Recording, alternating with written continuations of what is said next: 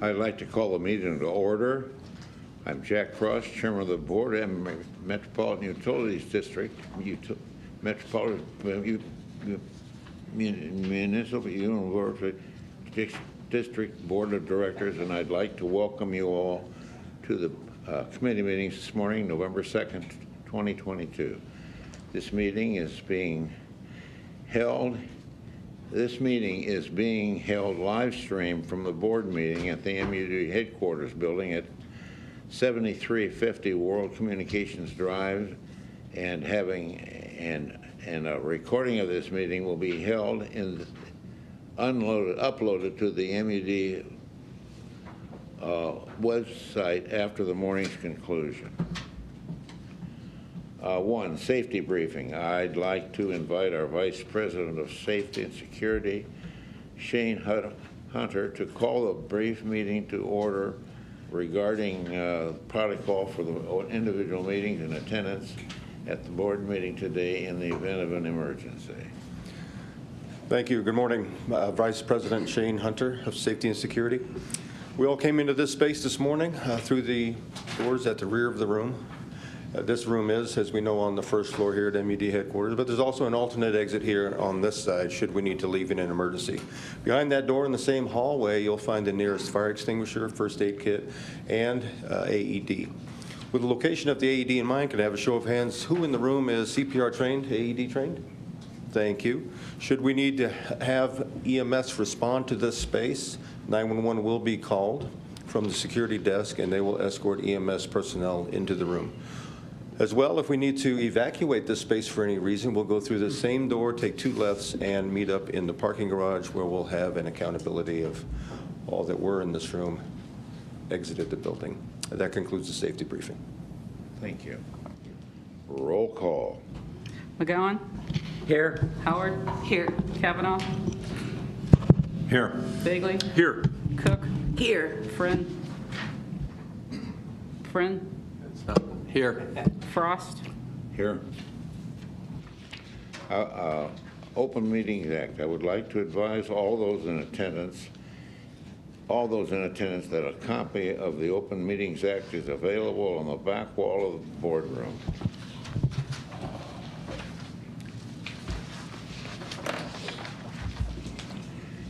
Construction and Operations, Senior Board Vice President and Chief Operating Officer Gina Langle will review the capital expenditures.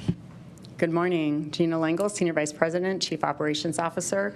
Behind tab 5, you'll find our capital expenditures letter. There are only 2 items again this month, and I'll just be covering the first item on that one. Under building plants and equipment, it is for it's $60,541,343. So it's quite a large amount this month for the construction phase services to perform site improvements and renovation for the construction center, which is CC1, we refer to as CC1, and construction phase services to build construction center 2, which we call CC2. We've been coming to the board and advising on this quite a bit and making sure that you're up to date, but just as a reminder, CC1 was constructed in the late 1950s. We did have an addition that came in the early 1960s. It really hasn't had a whole lot of work done to it since that, and we see this as an issue for business continuity purposes if something were to happen there.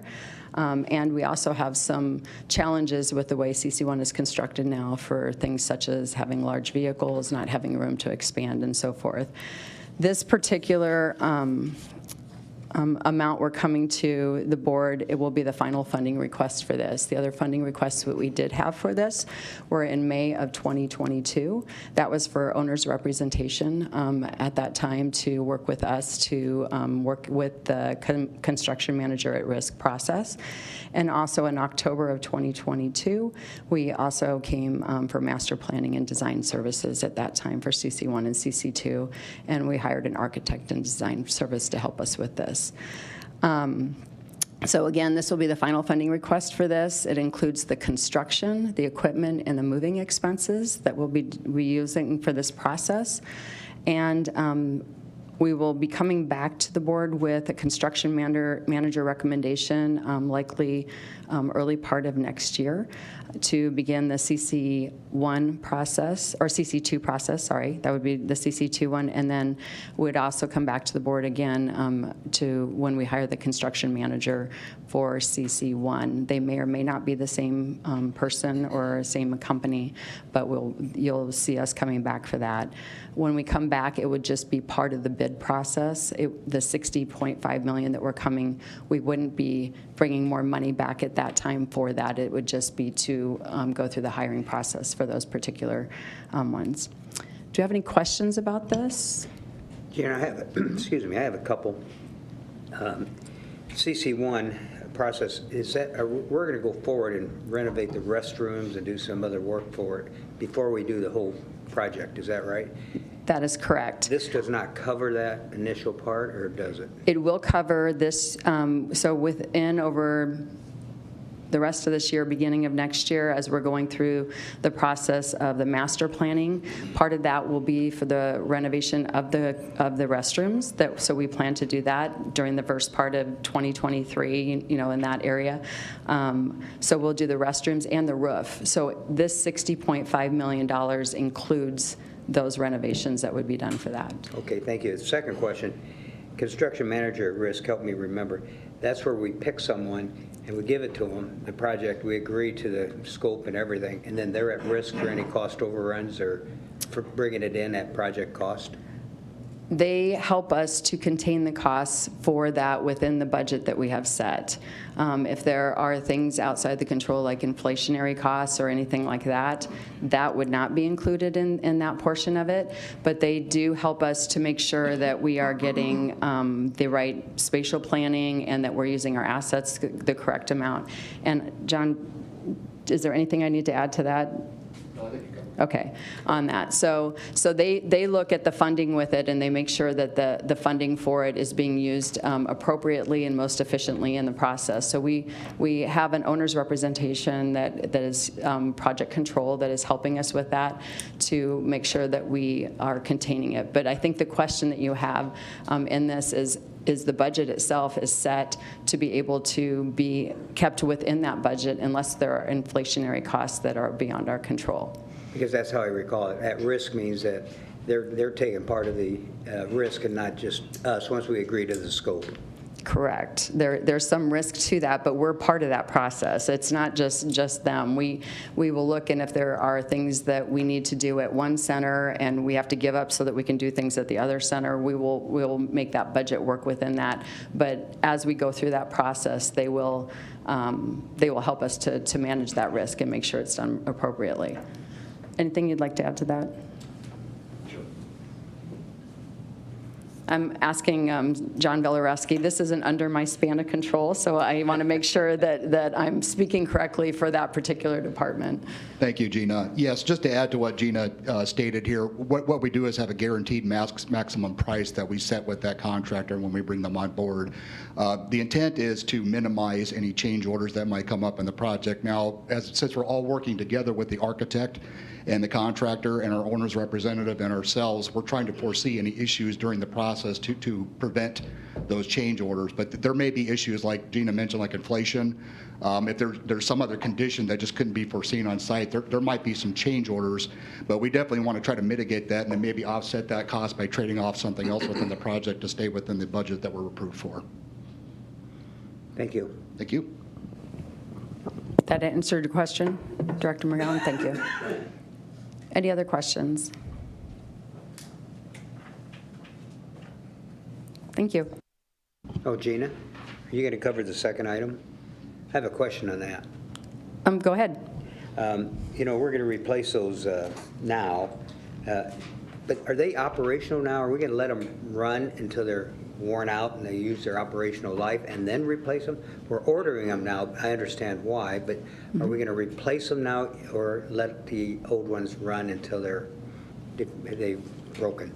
Okay, so the second item on here is for $90,000. It's to replace 11 turbidity meters at Platte South. We are purchasing all 11 meters to replace the ones that are there. It'll take us about a month to do it, but we do plan on replacing them all at the same time.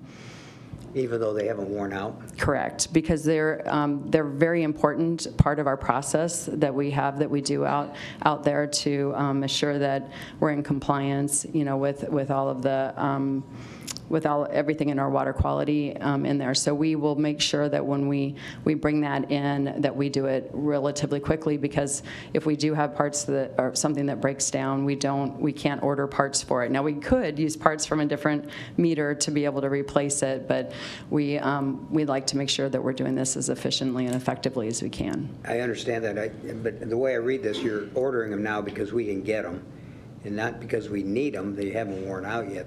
They have not worn out. Can we let the ones that are working now go to their useful life, and then we have them already ordered and ready to replace when they wear out, instead of putting the new ones in now? We could do that. That would be an option on it, but we have a program where we've been replacing all these meters, knowing that if there's a problem with them, that we'd rather go ahead and take care of it now. But that is definitely a way that it could be done. But if we're going to order them and have them in our inventory, we'd rather go ahead and put them in and make sure that if there's any problems with that meter, we can still go back under the warranty.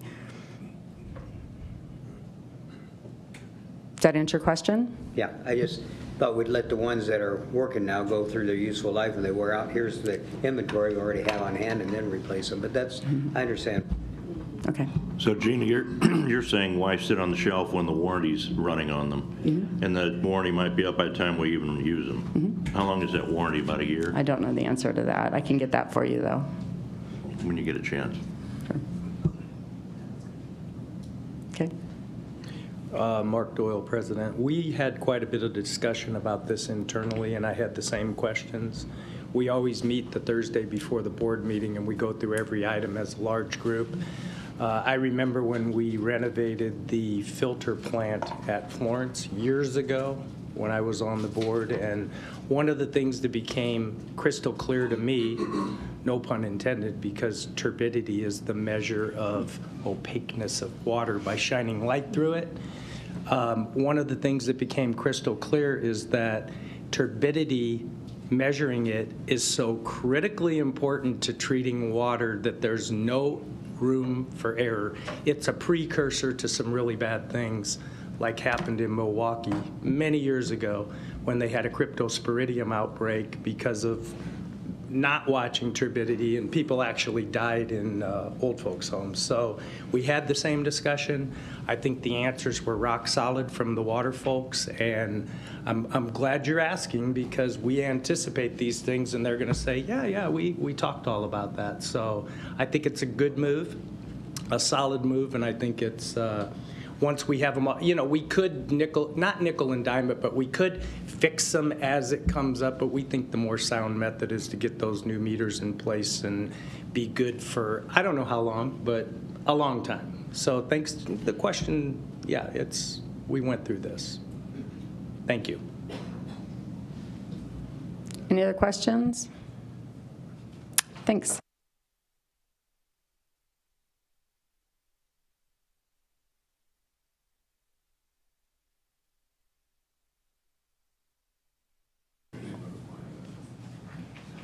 Thank you. Stephanie Henn, Director of Plant Engineering. I'll be addressing the finals letter this morning behind tab number 6. We have 6 finals this month, 3 water development projects, 1 water infrastructure project, 1 gas infrastructure project, and 1 joint contract with the City of Omaha. I'm going to briefly talk on 2 of these items. Item B is a water development project with Cedar Construction near 180th and Blondo.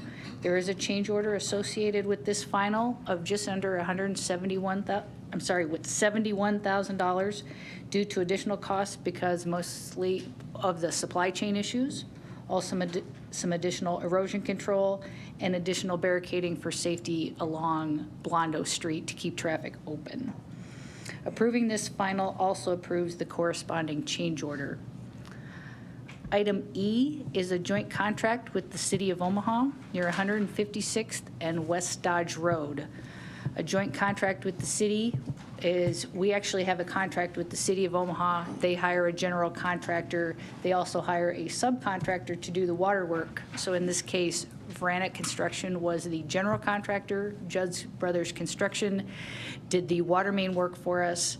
And there was a change order associated with this project of just over $60,000, mainly due to unforeseen conflicts in the field along 156th Street, and to accommodate the phasing of the city's project to keep traffic open and safe along 156th Street. So approving this final also approves that change order. And that's all I was going to touch on this morning, unless there are any other questions. Just an educational question. Sure. The unforeseen conflicts, is that they needed to get in to do work and we were going to be there on that same day? Is it schedule conflict or what is it? Yes, the answer to that is yes. When we, right along 156th Street, kind of when the project was being designed, we thought that the road was going to be able to be closed the whole time, and then that was not able to happen. And so some of those conflicts had to do with here now trying to keep traffic open on one side and then the other side. And so some of that, I'm going to call it bobbing and weaving, to happen in order for that to continue. Thank you. Thank you. Hey, Steph, on item B, just a quick question. Obviously, we've had inflation, we have supply chain issues. There's a famous saying that I know some folks on this board really appreciated from this former president who used to say, trust but verify. How is it verified that the issues are really related to what is being said? Not that we don't trust who we're working with, but do they provide evidence to say, here's exactly what's happening as to why the change order is occurring? Not only in this instance, but other instances as well. So, Mr. Bakley, you're talking about the supply chain issues? Right. The answer is yes. We do get all of that verified. And what basically happens, like on a project like this, when the project is bid, our contractor gets a quote from their supplier, and it's all broken down. And it's pipe and fittings and all of those things. Well, then as we've gone through these supply chain issues, now their vendor is telling them who they buy their pipe from, is telling them, well, there's a 50% increase. We don't just take that as face value. We now want to see the invoice that the contractor's getting here today compared to what they got when they bid the project. And we compare those two, and with all the supply chain issues, if we want the pipe and things like that, you kind of end up paying that increase. Thanks for explaining that, because we all know what happens when we assume things. So thanks for walking all of us through that, just to make sure that that is being verified. You bet. Thank you. One more, I'm batting 2 for 2, because when we go through this, I act like a board member and say if it were me, I would ask about this. So I also talked about change orders a little bit with staff and said we need a little more transparency on how we handle change orders, so the board's going to get that. Steph did a great job of explaining that particular item, but I want you to be confident that what the process is and how that works, because I have the same questions. How do, when we're doing so many things, how do we make sure that these change orders are properly vetted internally and that we really all agree on them? So I am batting 2 for 2, right? You are. Let's see if you hit the yeah. Playing for the Phillies. Yeah, man. 5 home runs and a Ron Colley graduate hits the 1,000th home run in the world. Anyway, we're not here to talk about that. Thank you. Thank you. All right, I'm going to try not to interject too many times. John Zeller will now review the bids on materials and contracts. Good morning. John Zeller is Vice President, Procurement and Enterprise Services. Bids on materials and contracts may be found under tab 7. This month's letter, or my discussion, will be rather short. The letter is primarily requesting approval of the low bids on several water main projects and related materials. And if you have any questions on the letter, I'd be happy to answer them. John, just a comment, not a question.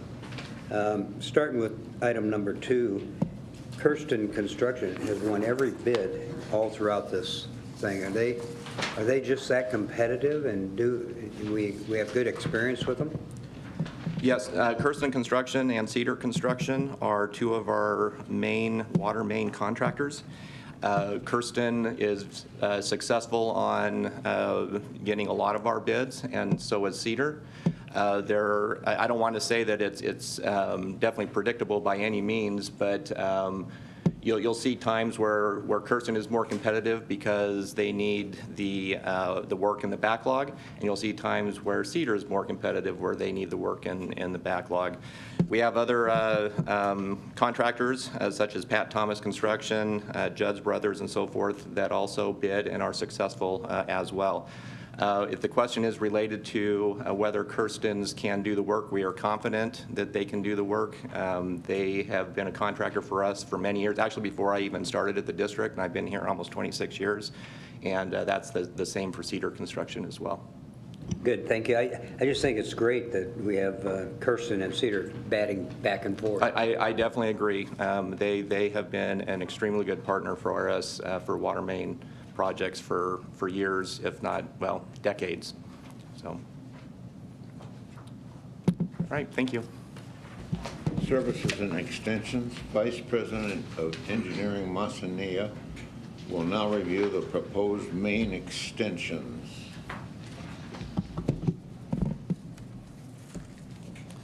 Good morning, Masania, Vice President of Engineering. This morning I'll be speaking to you about the main extensions letter behind tab 8. For this month we have 6 water main extensions. The impact of these water main extensions include the addition of 309 residential lots, 2 multi-residential lots, 20 commercial lots, and 3 industrial lots. As you can see from the map that's provided, these main extensions are spread across 5 of our 7 subdivisions. So we do have quite a bit of growth going to the west as well as to the south in the Bellevue area. Turning to page 2 of the letter, the first 4 water main extensions include requests for M.U.D. gas. The main extension to Papillion Sanitation, Industrial Park, and Fairview Business Park, listed as number 5, is outside of our service territory for gas. Now I'll speak to number 6 in a little more detail because that involves quite a bit of district dollars. This is a 36-inch water main that is part of the district's water system master plan and the build out of our transmission system. That's critical to our system viability. This is one of 3 remaining sections, thanks Jay for bringing up the map, that remain for the build out of the transmission main system in the southwest portion of our distribution system. The one we're talking about today is the blue line that's towards the top, WP 1890A. This is critical to the reliability and resiliency, which helps push water out of Platte West water treatment plant to the rapidly developing areas of Sarpy County and the surrounding areas. The design and construction of this main was triggered by the adjacent development, South Stream subdivision, which is to the east of it, to the right, who will be contributing Pioneer main costs towards this main. With their contributions and previous contributions, what remains is the district covered cost of around $2.1 million. I want to make it clear that this was not included in the 2022 budget. However, it is included in the proposed 2023 budget, and we're bringing this to you now to initiate pre-construction activities so that we're not delaying construction in 2023 and staying ahead of some increasing costs that come with things that would drive the costs up, including other utilities crowding the right-of-way or the easements, as well as South Streams putting in new homes along there that would have a larger public impact and increased costs as well. With that said, I will take any questions you may have. I think number 6 actually should be subdivision 4, if that needs to be corrected on the record.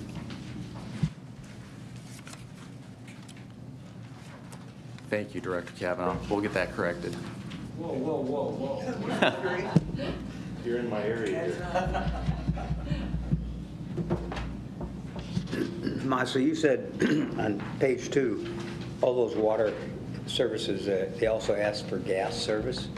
When does the gas service follow into that? I mean, we're putting in the water. When do they have to individually request gas service, or do we go in and do it all at once, or individual projects and then pipe all?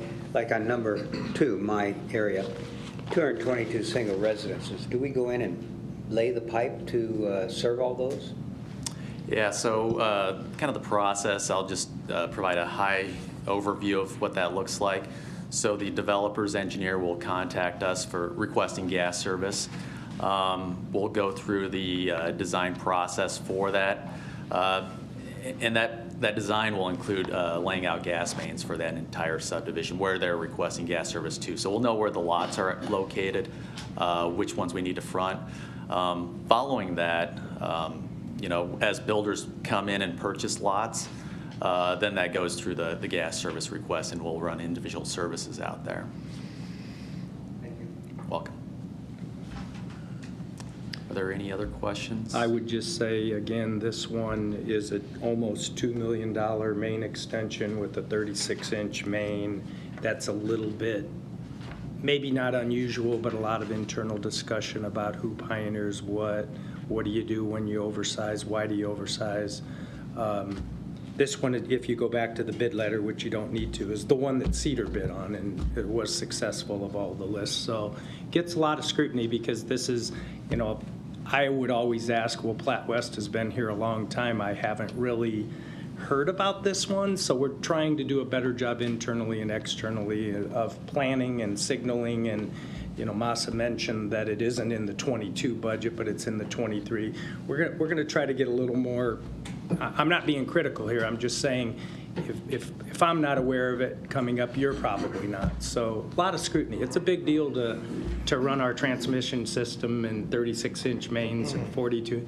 It's a big part of our system. But that growth out in Sarpy County we're pretty sure it's going to happen. It's already happening. And it is the one way that we continue to expand, and we will expand. And, I asked, does this relate to Lincoln in any way? Well, it might, but that's not the reason. So, it's a lot of complicated work that costs a lot of money, right? It is. So thank you. Thanks for the presentation. Thank you. Personnel, Bonnie Savine will review employee wage and/or salary increases and ratification. Good morning. Bonnie Savine, Vice President, Human Resources. I have a few items I'll recap, and then we'll jump into tab 9. First, employee counts for the end of October 21 and 22. At the end of October 2021, we had 822 regular full-time employees and 3 regular part-time employees. That was a total of 825. At the end of October 22, we had 843 regular full-time employees with 3 regular part-time for a total of 846. Review of jobs actively in various stages of placement. We have 7 jobs that have a requisition routing through the review and approval process.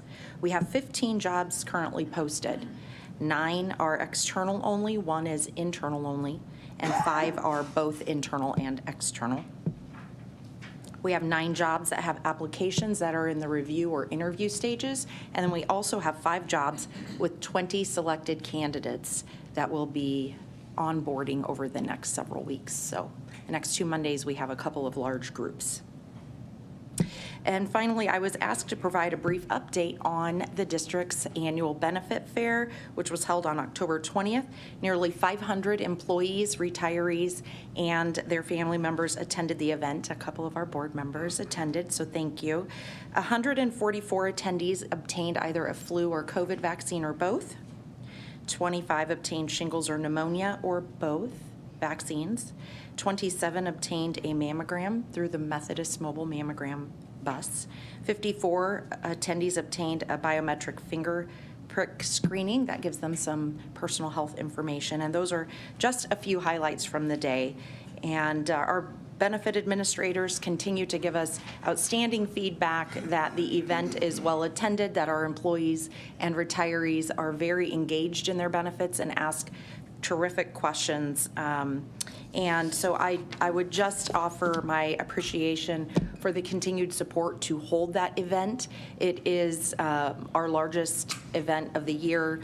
And so I also want to thank those that put so much work into planning it and those that volunteered to staff a table. A lot of employees were there to do just that. So Bonnie, thank you. Yes, sir. can I ask on COVID, where do we stand as a company, percent of people vaccinated, and what's the status? Do we have people that are on leave or separate, quarantined, I mean, for COVID? What's the status of all that? Sure. We have reached 503 positive cases, but a little over 70 of those are repeat cases, so folks that have had COVID more than once, so about a 16% reinfection rate. But right now, we only have we had two positive cases over the last couple days and one over the weekend. So those individuals are fulfilling their isolation period, which they would do if they're positive. So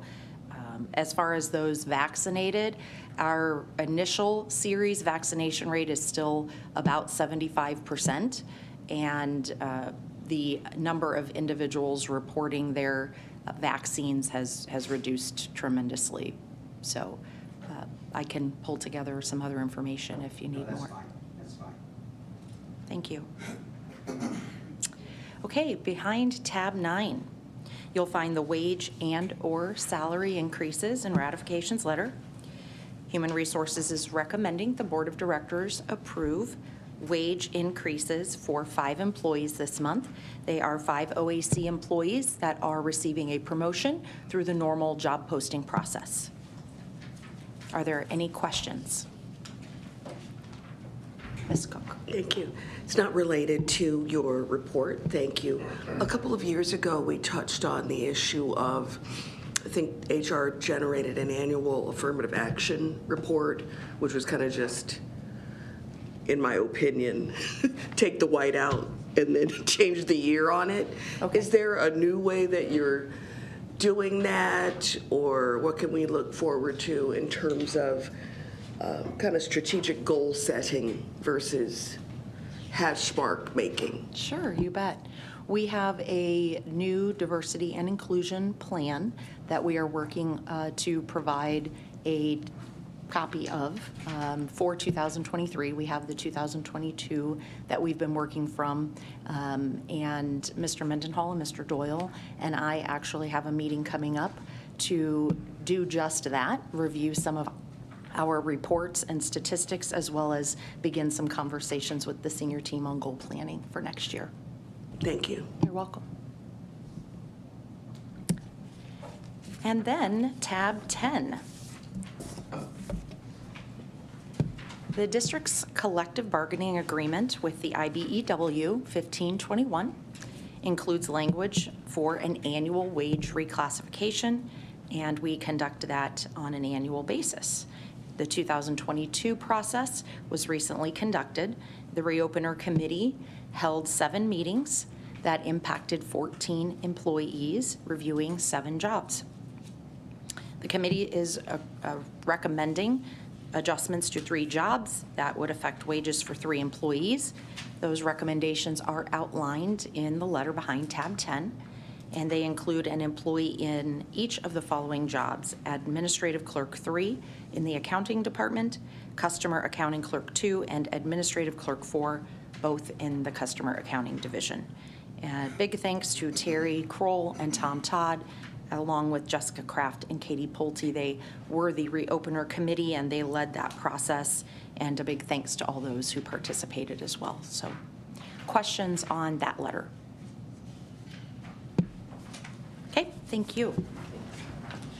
Senior Vice President General Counsel Mark Mendenhall will now review the proposed sale of Columbia Insurance Company. Good morning. Thank you, Mr. Chair. Mark Mendenhall, Senior Vice President, General Counsel, here to speak to the letter behind tab 11, I believe it is. This is a recommendation that the board authorize settlement for litigation that had been ongoing. This settlement will be with the law firm of Erickson and Cedarstrom. Information had been provided to you all under attorney-client privilege via an email earlier this week, and I'm happy to answer questions. Generally, in the public setting, if you'd like more details, we do have an executive session scheduled for this morning. We could go into that. So, seeing none, if I could beg the chair's pardon, since I'm already up here and before Mr. Myers and Mr. Schaffer begin their presentation on the budget workshop, I just wanted to provide the board with a brief overview of what you all are doing today as a Board of Equalization. I won't revisit everything that Mr. Nia had presented at the October meeting regarding the history of a water main district, but this is the final step.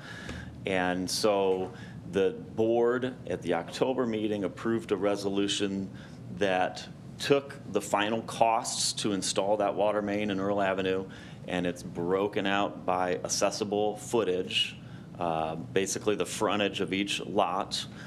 And after the resolution was passed, pursuant to statute and our internal procedures, we sent a public notice out via the World Herald. We also sent letters to each of the lot owners. And today, from 9:30 to 10:30, and so I'll try to be the timekeeper here to make sure that we don't end the meeting before 10:30. And so if need be, we can certainly address this after we go into closed session. We just want to make sure that we give those lot owners an opportunity to come forward if they wish to dispute their accessible footage. And if so, then we can have a discussion about that. But that's the process today. So we would open that up at the regular board meeting at the appropriate agenda item, and then offer any of those lot owners to come forward, speak their name, give their address, their lot number, and then they can address you all as a Board of Equalization. And if there are none, there is another resolution, and that resolution again recites what the dollars are per accessible footage.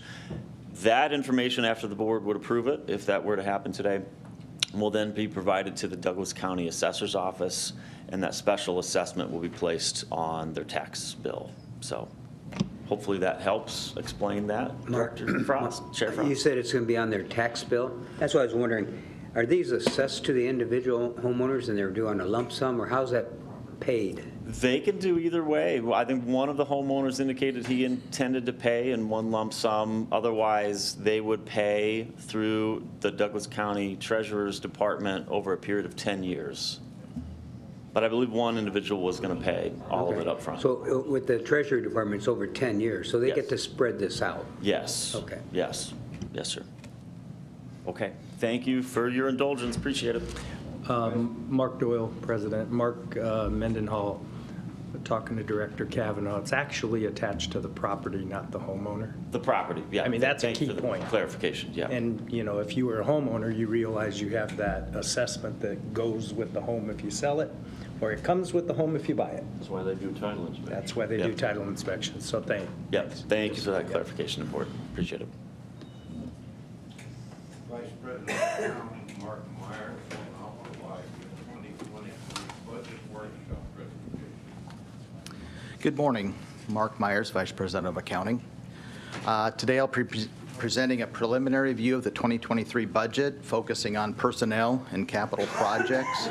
We're not asking you to approve any portion of the budget today. This is simply an informational session, allowing you to ask questions and provide any feedback. The budget's still a work in process. When I describe it as preliminary, some of the numbers are expected to change. We're currently preparing a cash flow analysis that's combining all of the pieces and to ensure that we meet our cash balance targets. That cash flow analysis includes bond financing strategies, proposed rate increases, and will likely result in some reductions in some of the expenditures that you see presented today. You do have a copy of this document in your materials behind tab A, and within there is an appendix that provides more details that will be shown on the screen. So turning to slide 3, we'll start with personnel. In the upper left portion of this screen, you can see a table of numbers. We'll focus on the full-time subtotal there, and these are numbers as of the December 31st of each period shown. So the 2022 budget showed a total of 903 full-time employees. We're projecting to end the year at 871, and the 2023 budget includes 906 full-time employees, so a net increase of 3 new positions. You'll see that the SPA positions are increasing by 4, and there's a reduction of 1 in the OAC side. The reason for that reduction is there was an OAC position that was promoted to an SPA position earlier this year in the Human Resources Department. So that accounts for the change in OAC and 1 of the SPA additions. The other net staff additions on the SPA side, we do have a position included for diversity, equity, and inclusion. We have 1 additional utility locating foreman, a senior engineering technician, and a design engineer in facilities management. Offsetting those, we do have 1 position reduction in SPA. It's a manager of customer engagement. This is due to a reorganization of the business development department. We're not refilling that or backfilling that position in 2023. On the lower left, you can see the composition there. We are comprised of 69% OAC and 31% SPA. That's the same percentage that were included in the 2022 budget as well. And then on the lower right, you can see the distribution by department. Turning to slide 4. Hey, Mark, just a quick question. On the employee count for 2023 in the budget, you have 906. Bonnie just gave us an estimate. Right now, we have 846 on board right now. So do we really see 60 more new hires? It will be aggressive to get to that in a short period of time, but that's what we're planning for by the end of 2023. That's the targeted authorized head count. You'll see on this next slide that we do often have a spread between what's budgeted and what is in actuals. And I can talk about that more here. But before you do, this is probably for Mark, and I don't know, he stepped out of the room real quick, but I want to talk a little bit about the diversity equity position. I'd like to know a little bit more about that. My concern is that I don't know what the standards are going to be. And I'm not asking you to answer this. I'm just talking more to Mark when he comes back and my colleagues. My concern is that nationally, some of this has morphed into you can identify as whatever you want. So once we decide to go down this road, is it going to be immutable characteristics that we're looking at? Is it going to be gender? Is it going to be race? Is it going to be someone who decides to identify as something that was different than their birth gender? Or that's what I'm concerned about, because once you open that door and you go down that road, what you end up with potentially is a morass of people wanting to identify as whatever they want. And I don't even want to get into what that whole issue is, but I think what we should look at, my perspective, if there is a diversity or inclusion issue, I don't like equity, because equity, in my opinion, means same outcome regardless of how much work you put in. And that's not fair, because there's no merit to that. People get what they get based on whatever immutable characteristics regardless. I'm more of a meritocracy person, but that's a whole separate matter. We have a lead service replacement that you're going to get into that I think is a bigger issue than virtue signaling on DEI, or whatever you want to call it. We have probably 50,000 people, average, in 16,000 services that are subjected to lead, and many of them don't even know it. What's more important as a board? Dealing with lead service replacement? If you want to create an extra position, Mark, and I'm not putting this completely on you, I understand the board decides this, what's more important? 16,000 lead services out there with children and the long-term effects of lead, that people that consume it over long periods of time, we know what those issues are.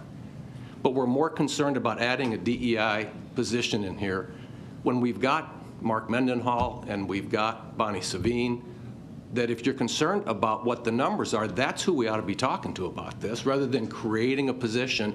You want to create a position, or you want to have somebody oversee something that affects people's lives every day? How about the 16,000 lead services that we may be on the hook to replace regardless, even though it's a water service that generally, after the corporation, we're not responsible for? So if you want to put your money where your mouth is about caring, as this slide says, most all of these systems are east of 72nd. So the most disproportionately impacted people are people of the lower income area and minorities. That's who we ought to be putting our efforts into. If you really want to help people, and the disproportionately number of affected people by this, east of 72nd Street, there's 16,000 services, and we're worried about something that might feel good, might look good, but it does nothing to affect real everyday issues of lead poisoning. I mean, we've done, as a community, not M.U.D, we've remediated yards because of lead. We've remediated houses because of lead. We've changed lead paint. But we got 16,000 lead services and people who drink water every day, and we're more worried about DEI. I would not support that at all. Just my 2 cents. Thank you. I'd like to answer or follow up to Dave's point. So, Dave, your point is well taken, but I think in 2022 and 2023, we can walk and chew gum at the same time. And by that I mean, of course we need to address the issues you brought up that are very serious, very concerning, very expensive, very long-term issues that the district has to contend with. But I think there's a lot of misinformation about what such a position would bring to an organization. And I want to start by saying this is coming from my perspective as a HR manager for 20 years and as a 16-year employee with the City of Omaha, which recently hired such a position, brought on board by a mayor who touts herself as a strong conservative that I enjoyed working for. This is an issue that comes up in organizations. And we're not actually leading the way on this issue.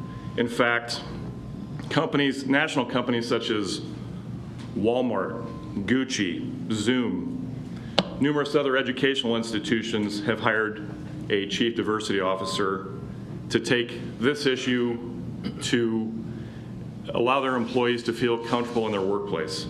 And even locally, the top 20 employers in the City of Omaha, CHI among them, have hired such a position. CHI Omaha, Nebraska Medicine, Methodist Health, Mutual of Omaha, First National Bank of Omaha, Blue Cross and Blue Shield of Nebraska, and as I mentioned, the City of Omaha. So as I see it, and this job description hasn't even been written, we know full well that our HR department has a great staff and they do tremendous work. But this is, in my opinion, separate from what an HR department should work on. And there's been talk about, is this affirmative action? What is that? What actually is this? So let me walk us through what this actually does.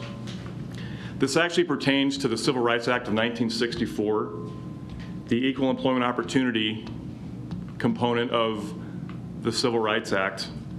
And as we all know, or hopefully all of us know, that means the federal and state government protect us, laws protect us from discrimination on the basis of protected classes such as race, color, sex, national origin, religion, age, disability, and genetic information.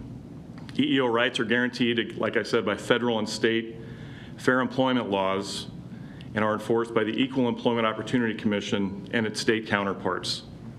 Affirmative action plans, on the other hand, define an employer's standard for proactively recruiting, hiring, and promoting women, minorities, disabled individuals, and veterans. These plans include numerous measures with intent of increasing the representation of minorities. Now, as we all know, voters in the state of Nebraska excuse me, approved a ballot measure in 2008 banning affirmative action by public entities. Diversity initiatives that we're talking about here are goals devised to measure acceptance of minorities by embracing differences within the workplace. Diversity initiatives are twofold: valuing diversity and managing diversity. And the value of diversity achieved through awareness, education, and positive recognition of these qualities, experiences, and work styles that make individuals unique, including those age, race, religion, disability, ethnicity within the workplace. So the management of this expounds upon the experience and establishes the business case for diversity that is closely aligned with an employer's organizational goals. And to walk us through very briefly the history of civil rights in this country, the Civil Rights Act was passed in 1964 and signed into law by President Lyndon Baines Johnson. I mentioned what that protects. It established the Equal Employment Opportunity Commission.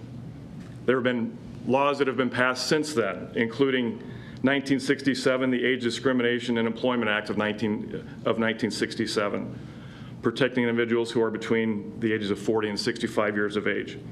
I bring this up just because I think we need to understand that as we look forward to 2030, 2040, this is not only going to be for our modern times, but looking down the road as our diversity, as our culture, as our population continues to change. I think we've seen evidence on this board since I've been on in the last 10 years that there's a definite need for this kind of education within this organization. It's a great organization. Just as society has improved, there's still a long way to go. So I will leave it to the board to make their own decision on this, but I've had discussions with Mark about this going back a couple of years. I've had discussions with other board members.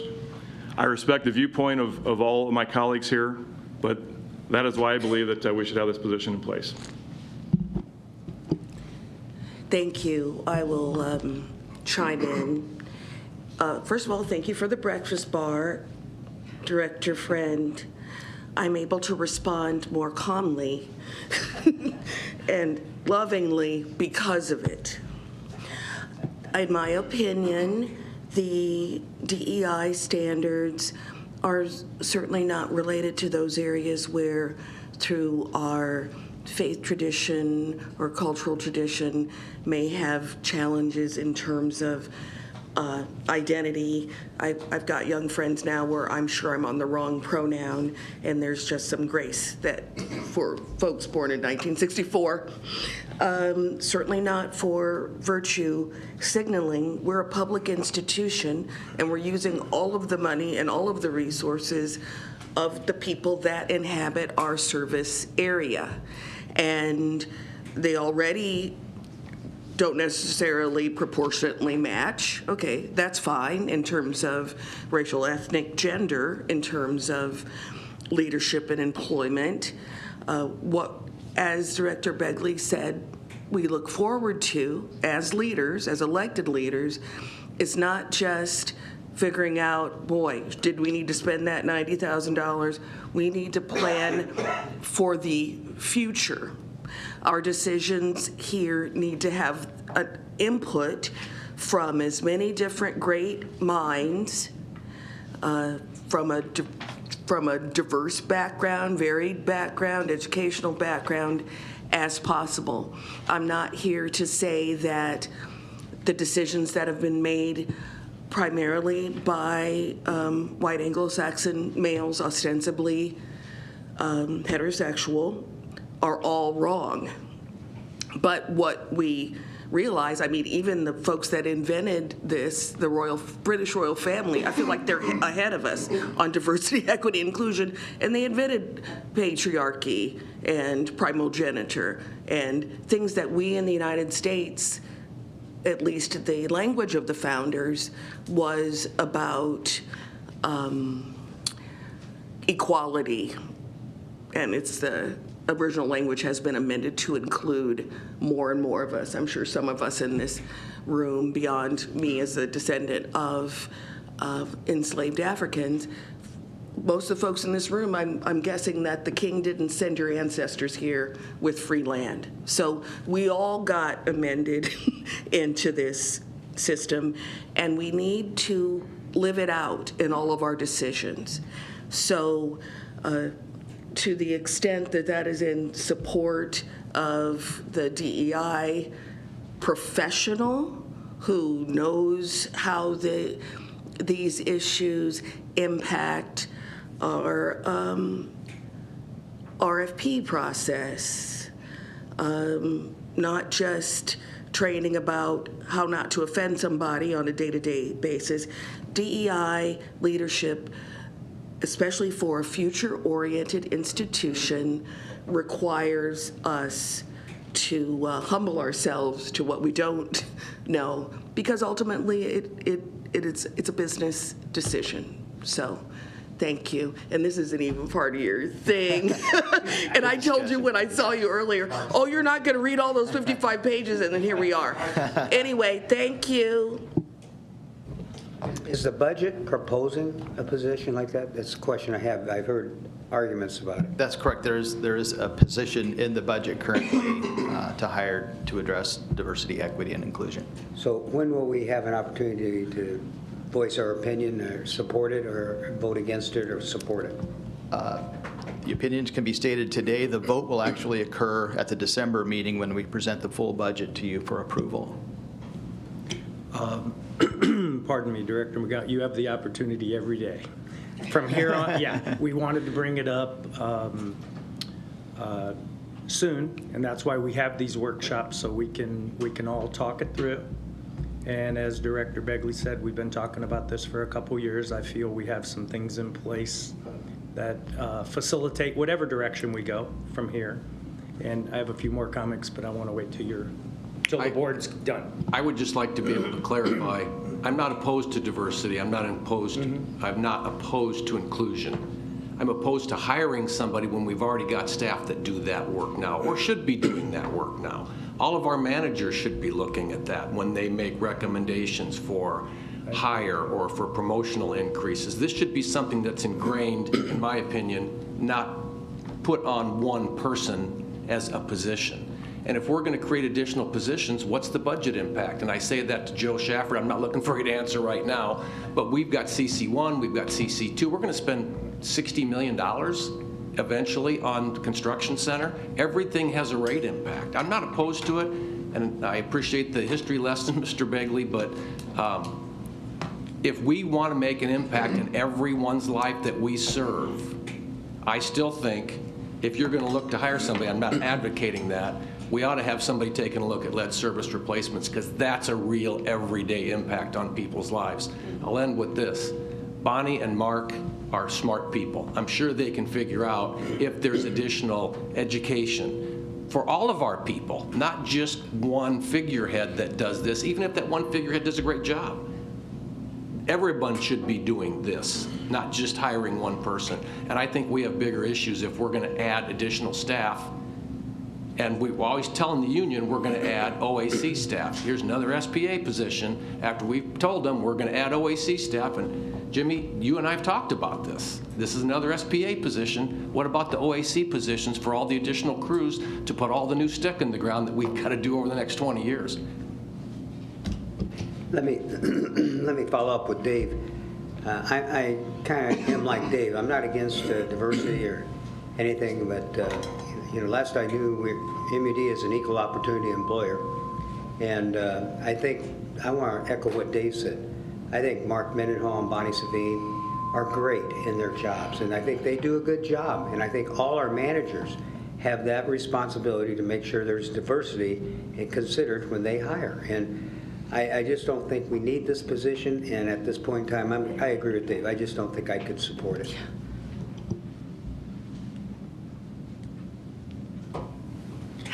Thank you. This rings a bell, and sometimes when you've been kicking around in politics for a while, you hear the same argument come up again and again and again. One of the things that I passed when I was in Lincoln was the Move Over bill. And often I heard on the floor, we don't need that. People have common sense. They're going to move over. They're not going to obstruct the State Patrol or the emergency vehicles. It's a good argument. And if people did have an abundance of common sense, we wouldn't need any rules. Everybody would stop and give someone else the chance to go through a light without waiting for it to turn green. But I think this is a commitment we need to make. I feel very strongly about this. We're not sitting at a boardroom anymore where it's, as my friend Tanya so adamantly pointed out, it's it's white males, frankly, and all of them are smoking, which thank God we don't do that anymore. But I think we need to make a commitment toward fairness, toward opportunity, toward looking at the bigger picture. And I know we have fair-minded people in human resources, but sometimes we need parameters. Sometimes we need someone that's going to say, have you looked at it this way? Have you considered the impact of having someone in state patrol hit by someone that's going 65 miles an hour when the guys just stopped to have somebody that help somebody that had a flat tire? Move over. And this is a very similar situation. We need to have someone dedicated to this position that's vigilant, that says, let's look at it another way. Let's consider this.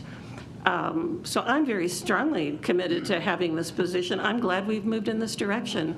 It restores my faith in what I already knew about M.U.D. It's a fair organization, and it treats employees, I would say, the majority of the time with fairness and equity, and I'm glad to be a part of it. So thank you.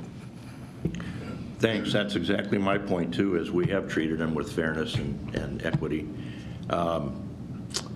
Just to clarify, we've not discussed this for 2 years, the board. This is the first I've heard about it.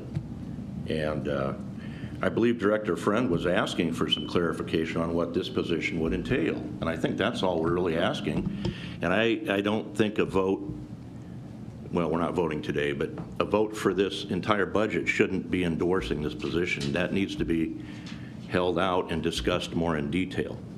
But I think we have accountability in place. We have very competent people running our HR department and Mark Doyle.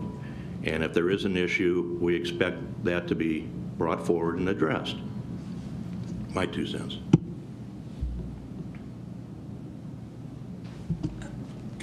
Director. I have one thing, and then I'm going to release it. I hear the conversation around hiring, firing, equitable treatment. That's not the role of a diversity, equity, and inclusion professional as I understand it. It is part of their role. As I mentioned earlier, it is to ensure that on a policy level, we are not putting barriers to the best person, to your point, Director Friend, getting the opportunity and feeling as though they're in an environment that supports them to do their best without having that extra job of feeling unwelcome, feeling judged, feeling the standard for them is actually higher in terms of their performance and their behavior. So we've touched on the older parts of the city, which because of the history of the United States and the history of Omaha, in turn, people of color tend to be segregated in Omaha. Less so all the time as people have economic opportunity. But one of the ironies, I think, of our conversation this morning is that beyond hiring, the reason why you need lead service and sewer overflow and lead in the soil blowing up into the children on the near north and near south sides is because of the lack of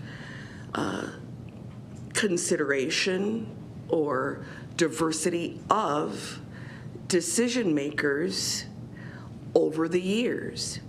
Whether that's a decision maker that's an elected person, a decision maker that is a real estate developer, decisions on the federal government that impacted us. I'm thinking of Highway 75. So it is somewhat ironic that we're talking about the work that we do and certainly our hiring practices, but part of the reason, in addition to the ages of the pipes that we're looking in 2022 and beyond to repair things is that all along the way, in part because of the color of the skin, the socioeconomic groups of the folks in that part of town, Senator Howard and I, it's easy to kind of skate over the needs of someone who doesn't have a big wallet or a big interest group to write you a check if you're that kind of politician, or to justify one's own behavior that is ultimately in the interest of people when really you just want 75 to go that way, or really you just want. So I will be, and I'll look forward to see, just as you said, what is included in that role, saying absolutely nothing negative about Mark Mendenhall and Bonnie Savine and their capabilities and their intentions and their heart. A professional DEI person looks across the functions of an institution like this and identifies ways of improvement, or identify ways to remove barriers. Who's to say that there's not a woman-owned Kirsten or construction that can do the work? People are going to age out of these roles and jobs, and we've got to expand what we know about how this business is run.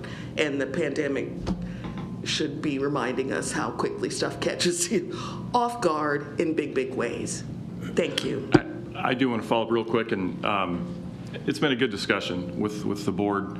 I do disagree with Dave that I don't think the hiring of this one position is going to be a setback for the $30 million lead pipe project that we have that'll take decades to address. And secondly, we'll be competing for talent every day, every week, every month. And for us to be competing against companies in Omaha that have firmly embraced diversity, and again, I'm not saying that the district doesn't embrace diversity, but they've made it a priority. And this position is about prioritizing that. Like I said, we can walk and chew gum at the same time. We can address all the big capital improvement projects that we have to do while at the same time addressing this very important issue as well. Let me chime in a little bit too, because I'm like Tim too. I guess I need to know a little bit more before I make a decision, I should say. Where is this position going to be? Is it going to be a direct report to Mark, a senior vice president, going to report to law, going to report to human resources? Where in the organization is this going to be? Yeah, I have a few comments. I want to, first of all, thank you for the discourse, and I'm batting 3 for 3 now because I expected this would generate a little discussion after talking to the chair of personnel and some of the other board members. I agree with Director Friend on lead services wholeheartedly. This will have nothing to do with us continuing to go after this environmental justice issue, actually, all across the country. And we will not falter. We will not stop. We're ahead of the game on lead services in this country. We identified them quite a few years ago, over the last decade. A lot of water systems, pardon me, can't even tell you where they're at. Sometimes that's by design, because once you know where they're at, you need to do something about them. The board support for us to move our water rules forward, where if you touch it, you replace it, was very significant, because now when we do an IR project, we don't just fix lead services, we completely replace them at our cost. You've supported a couple pilot projects that are in full bloom right now that other utilities have not done. So we're ahead of the game, but it's an issue. Customer-owned facilities have not gotten the attention like this because generally they don't need to. So I agree with you 100% on that topic. I don't see these as mutually exclusive, but I get your point, 100%. This role. You don't see them as mutually exclusive. Oh, I'm sorry, I don't. we're not going to stop working on lead services in any way, shape, or form if we have a DE&I role. I may have said that wrong. Whatever Director Kavanaugh said, I think is what I meant. So, yeah, I don't see them as... Okay, one dependent on the other. Yes, thank you. What did he say? I didn't hear. I think I used mutually exclusive, like, you know, -1, +1. I said it in the negative. The role, we've done some really good things, and we understand this isn't a criticism of our HR group, Mark's leadership or Bonnie's leadership. We understand that. But I'll tell you one thing, and this is me stepping away from the staff. HR is extremely busy, and this is an important topic. So I'm going to leave that as it may be. We have room in the budget for this, or it wouldn't be in there. And I want to, just like all of us, we want to please the board. That's other than running the company. And this was told to me years ago when I came on the board that, you know, we as a staff, we try to please you, but we still have to do what we need to do and at least make proposals that are appropriate. I think this is, but this is certainly in the realm of at the will of the board. That's what you're here for. You represent our customers, all 7 of you. You represent the entire area that we serve. Mark, Mike asked, what level do you see this position at? We haven't decided that yet. I've had a lot of direction on where it should be, what it is, what it isn't. I would like to have a little time, and if you approve the role, we'll move forward and not spend, you know, we're not going to spend a ton of time on this if it doesn't get approved, but we'll at least between now and next month give you some really good examples of what the role entails. Where it lands, who it reports to is still up for debate. I've talked to Director Begley about this quite a bit. I'd rather not discuss that right now. Like any role, it deserves the vetting of a hay vetting and all those things that you do with any role you bring in. Pardon me. So it's premature to discuss that? Don't know yet?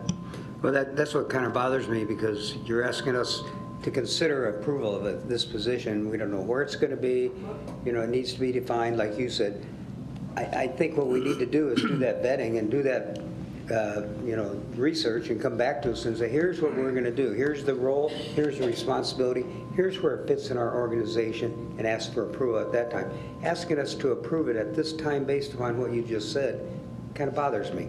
We're not approving it today, and you've already said you're against it without even seeing it. Well, I said that, then I came back, Jim, and I said, I will consider it. Let me be a little more open-minded like Tim. I want to find out a little bit more. Okay. Initially, yes, but right now, I don't know that I can support it. And we're not going to vote on it today, but we're also given the board direction, management direction.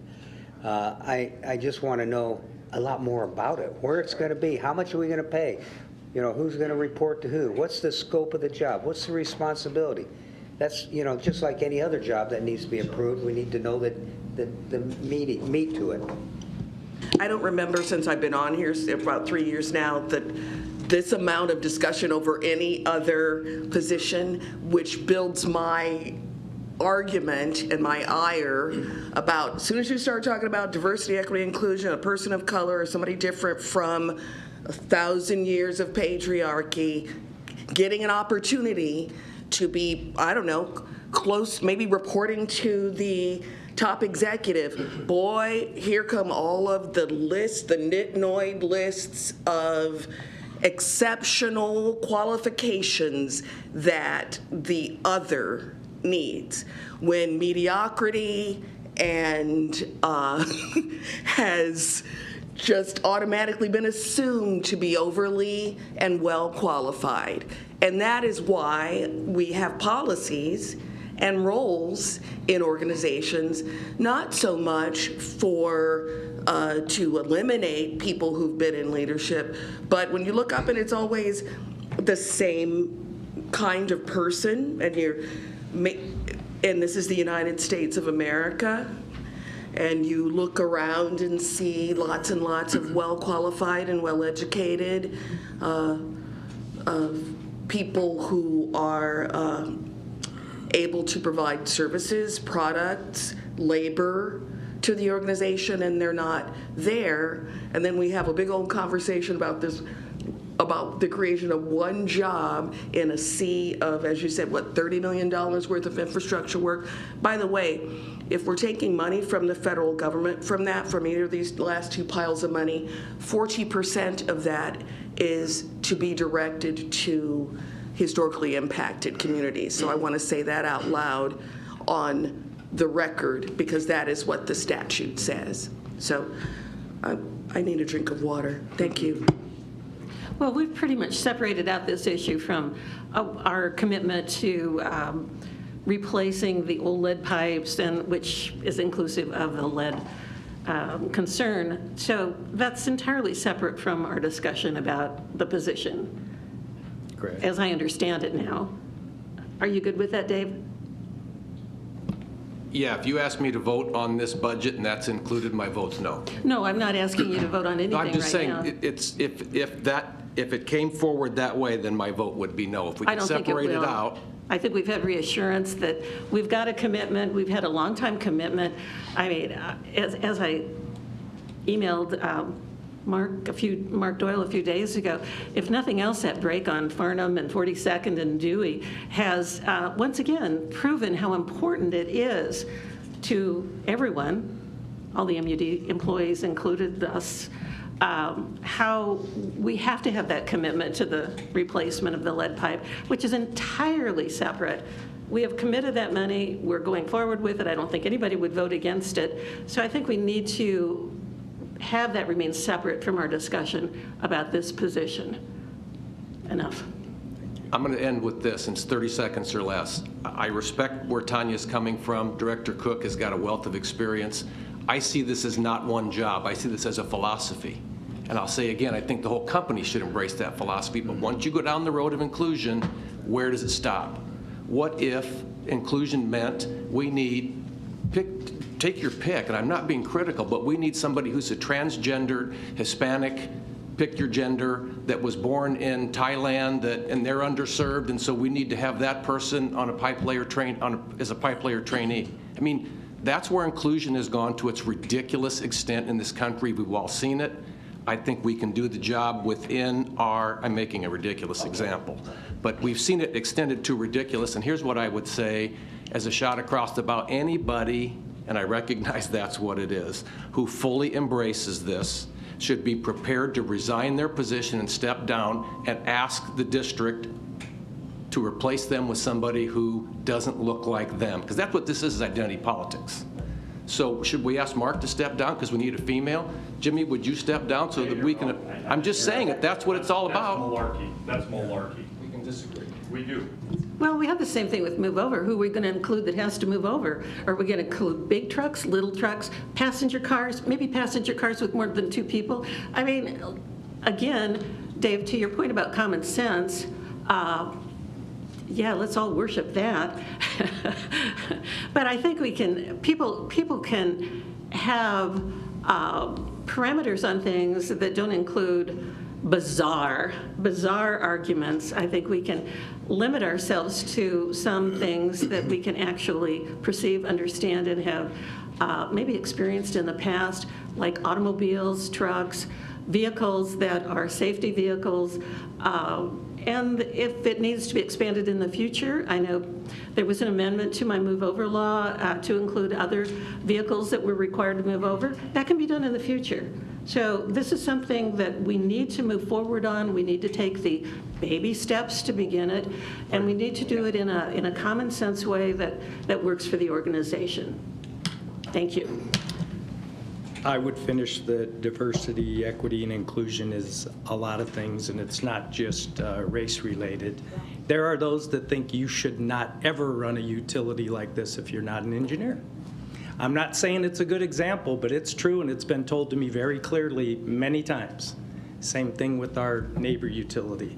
And actually a certain type of engineer. And I will say that some of the things that, and I've spoken to Director Cook many times, and one of the things that I've been trying to do here, and this is my 30 years of observation combined with your side of the table and mine, that there are a lot of roles here that are pre-picked years ahead of time, in my opinion, and my opinion matters now, that I'm not doing that anymore. People don't even apply, and that's an inclusion item. Equity, to me, is not, and I'm talking what I think, Director Friend. Equity is saying you're going to allow for people with disabilities, but you're not willing to equal the playing field and provide certain types of technology. You're not letting them work from home. To me, that's more of an equity issue. And I'm not arguing for or against the position, but I feel like some roles here. You kind of are. No, arguing for the position. I'm saying if you allow this position, I hope you trust me that it will be the right thing to do. I have to speak my heart on that. But I understand all there the are roles. discussion. I understand all the discussions we've had on the position, but I'd like to know where it fits in the organization, Well, where you think it fits. It won't be a senior team member. Well, It that's what I'm could be a asking. director, but you'll have that before Then you where vote. will it be? You'll have Human that before you resources, vote on in the it. law department? Yeah. Or whatever? No, you I'd like won't. to know some of all that before I approve it. You might not have that before you vote on it. I think it's entitled to the same vetting that any other job that comes in here. And if you can't trust me on that, then I think you just have to not support it. I don't have a better answer than that. You've been in personnel for your whole career, Jim. That's the best I can do on that answer. But I appreciate the discourse. I really do. And it is a board prerogative, so as Director Kavanaugh implied, maybe it's pulled out and separated so you could support the rest of the budget. I mean, we've done that many times over the years. Okay, should we move on? Okay, thank you very much. Okay, thank you.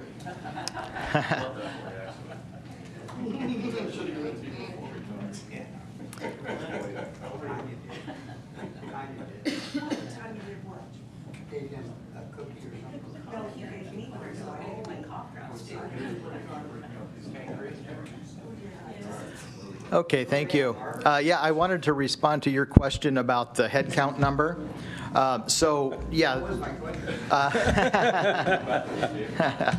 You were asking about the 906 budgeted at full-time employees versus what we actually have on staff right now.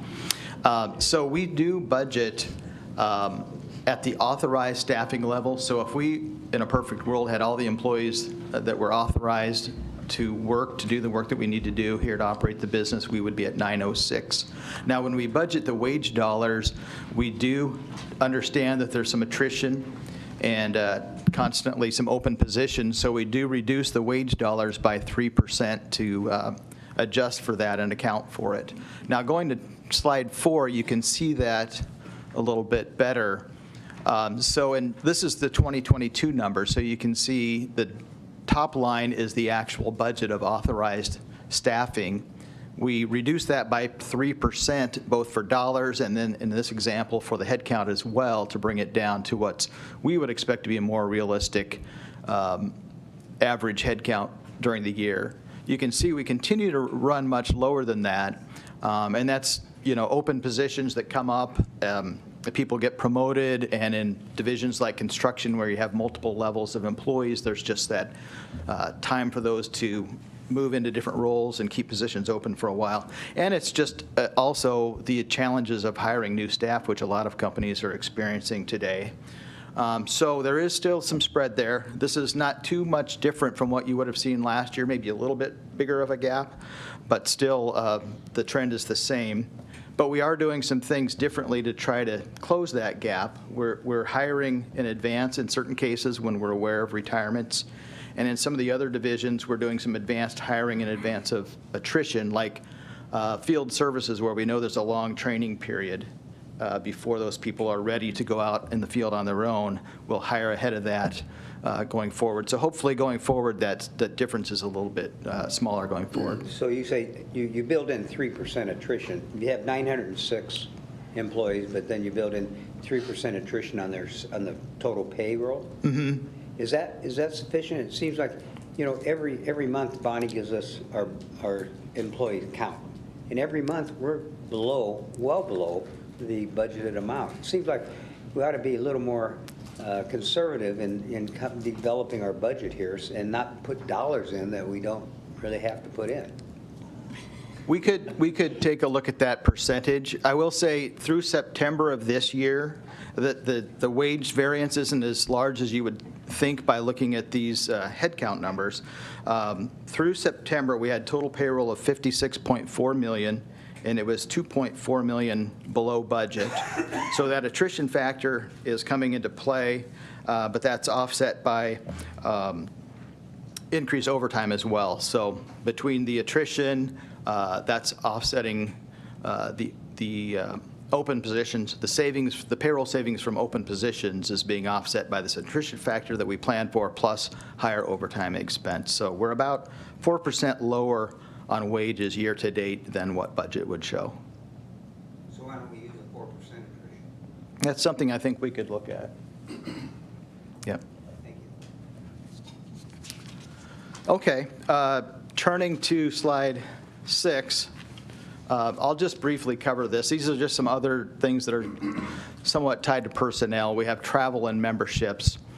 You can see in 2022, the submitted budget was $316,000. With the pandemic and uncertainty around how much travel we would do, we left that at the prior year's budgeted rate with an adjustment reducing that to $217,000. Some of these events, and this is typically training or other industry meetings that people go to. Some of that's opening up again now, so we've left it currently at what was submitted at $384,000. We realize that's a pretty big increase. It's still unclear how much travel will actually occur, so before the budget is final, it's possible that we could make another adjustment and bring that down. And then the memberships, we have memberships that M.U.D. pays for, both individual and company memberships. Those total $225,000. They're going up about $35,000. Some of that is there are some professional licenses for water operators and backflow inspectors that are due every other year. So those are coming due in 2023, and they weren't required in 2022. And then the company-wide memberships, those are just a few small increases in those and a couple of new memberships. Also, as part of our relationship with Northern Natural Gas, they provide some marketing incentive funds, and we use those for certain memberships. One example of those is the Omaha Chamber of Commerce and some of the other local chamber dues. That's down about $41,000 from 221 to 180, but we're still reviewing our marketing program for 2023, and so that could change again before the budget is final. I'll move over to capital expenditures on slide 8. This is the water department. Here you can see a summary of that, just focusing down toward the bottom where it says total plant additions and replacement. You can see our budget for 2022 was $87.1 million. We're projecting to end the year spending $74.6 million, so $12.5 million lower than budget, as you can see next to that yellow arrow. A lot of that is due to lower spending on improvements at the water treatment plants, partially offset by higher construction spending on the water mains. That teal colored line you see, the water mains are 5.8%, or I'm sorry, $5.8 million higher than budget for 2022. A lot of that is due to demand for new subdivision work and rising construction costs. Down in the buildings, land, and equipment section, you can see Florence is much below budget, 11.5, and Platte South is 3.3 below budget. A lot of that is really timing. At Florence, there are 2 significant projects that are delayed, and you'll see those shifted over to the 2023 budget column. Hey, Mark, just going back to your comments about the total plants in addition. 2022 budget was $74.8 million. And or the actual was, and then we had a budget of 87. We're down 12. Why, if we spent on actual $74 million, how do we think we can spend $130 million above that actual? What are we going to do that's going to, increase that spending that much? Yeah, there are a lot of initiatives. I'm planning to talk through several of those on the next slide, but we can take a look at that. You can see it here too. There's a big increase in the water main work that's going to be planned. There's cast iron main replacement of 23.4. That's continuing on with our program. You can see the contract mains, 21.9 million there is a large increase. Again, demand from subdivision work and higher costs associated with that. The one that really stands out there is the Pioneer mains, and Masa talked about one of those examples earlier in his presentation. But in addition to rising costs, there are some big projects planned there. One is a large data center in Sarpy County. Another one is the long main extension along the southern boundary of the city of Bellevue. And then there's another big one out at 210th and West Center. So some big projects planned, required related to development. I understand the big projects and the demand. I'm asking, do we have the staff and the crews to do all this work? You're talking about a lot of work there, and do we have staff and crews to do it? I think we're planning for that. Some of this is contracted work, but I think we're certainly planning to be able to provide the resources to do the work that's been submitted for the budget.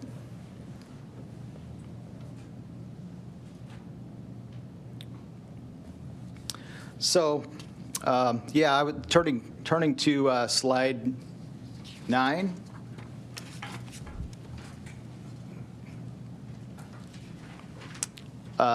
This is kind of a similar view that you just saw, but showing the funding sources for that budget.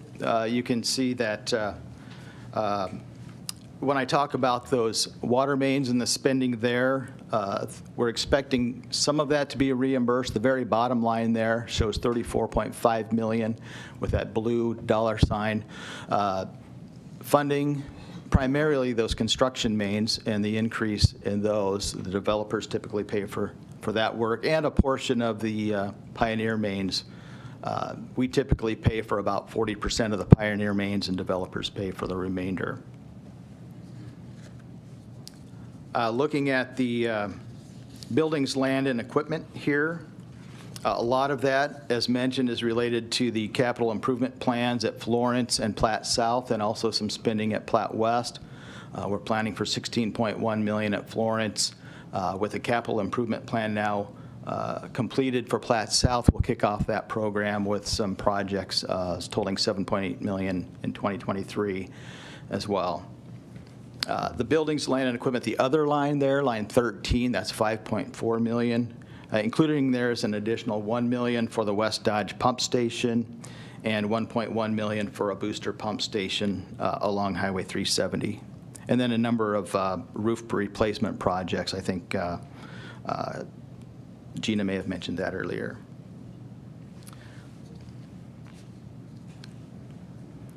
In addition to the reimbursements we received from developers, we did issue bonds in October, just a few weeks ago, to fund some of these projects.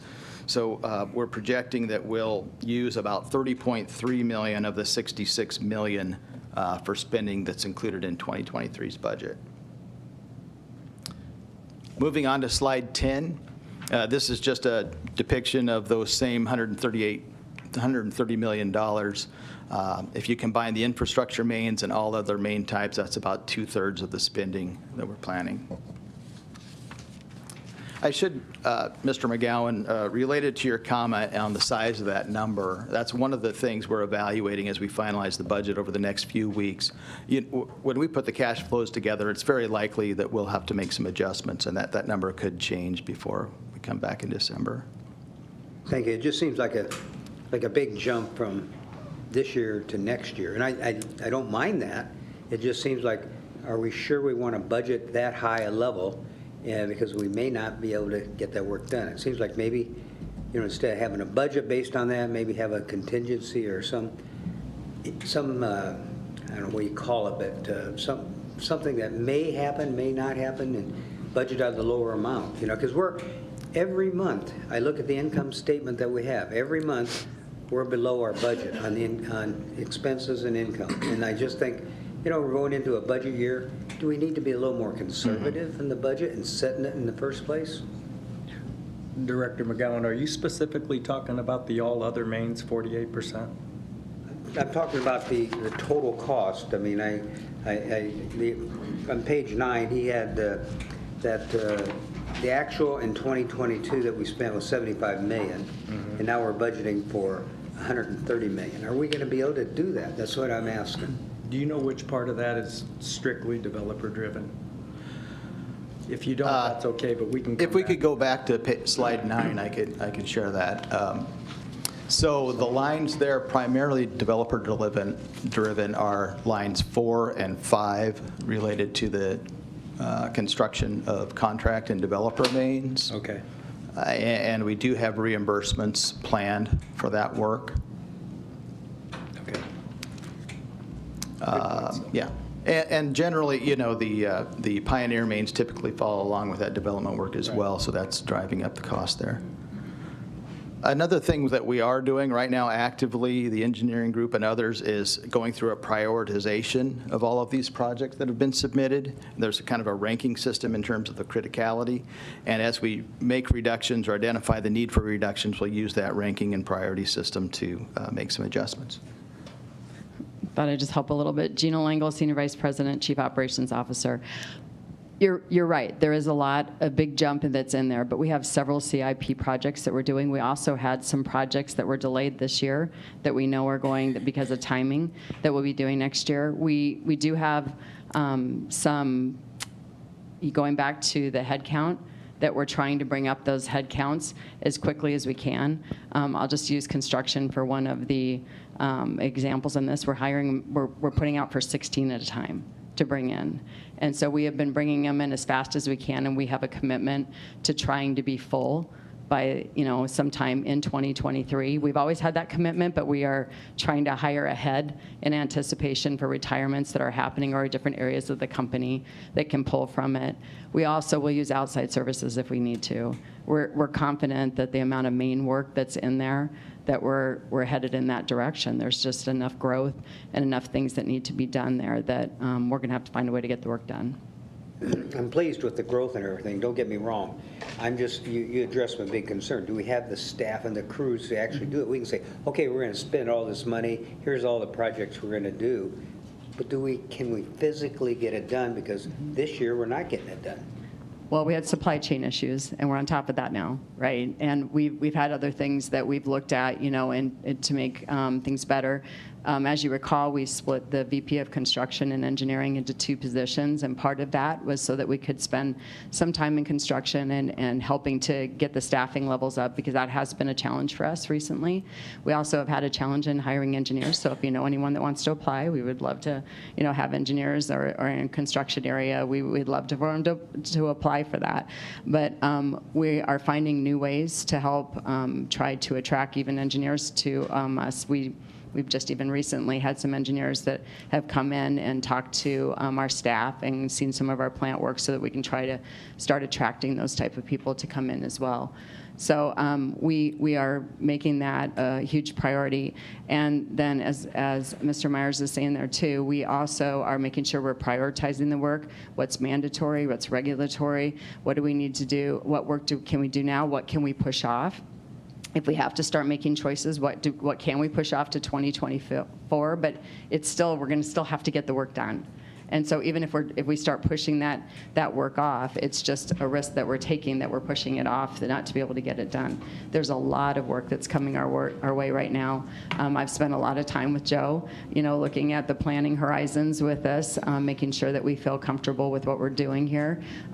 There's just a lot of work that's in the budget that needs to get done, but we are looking at the resources as well.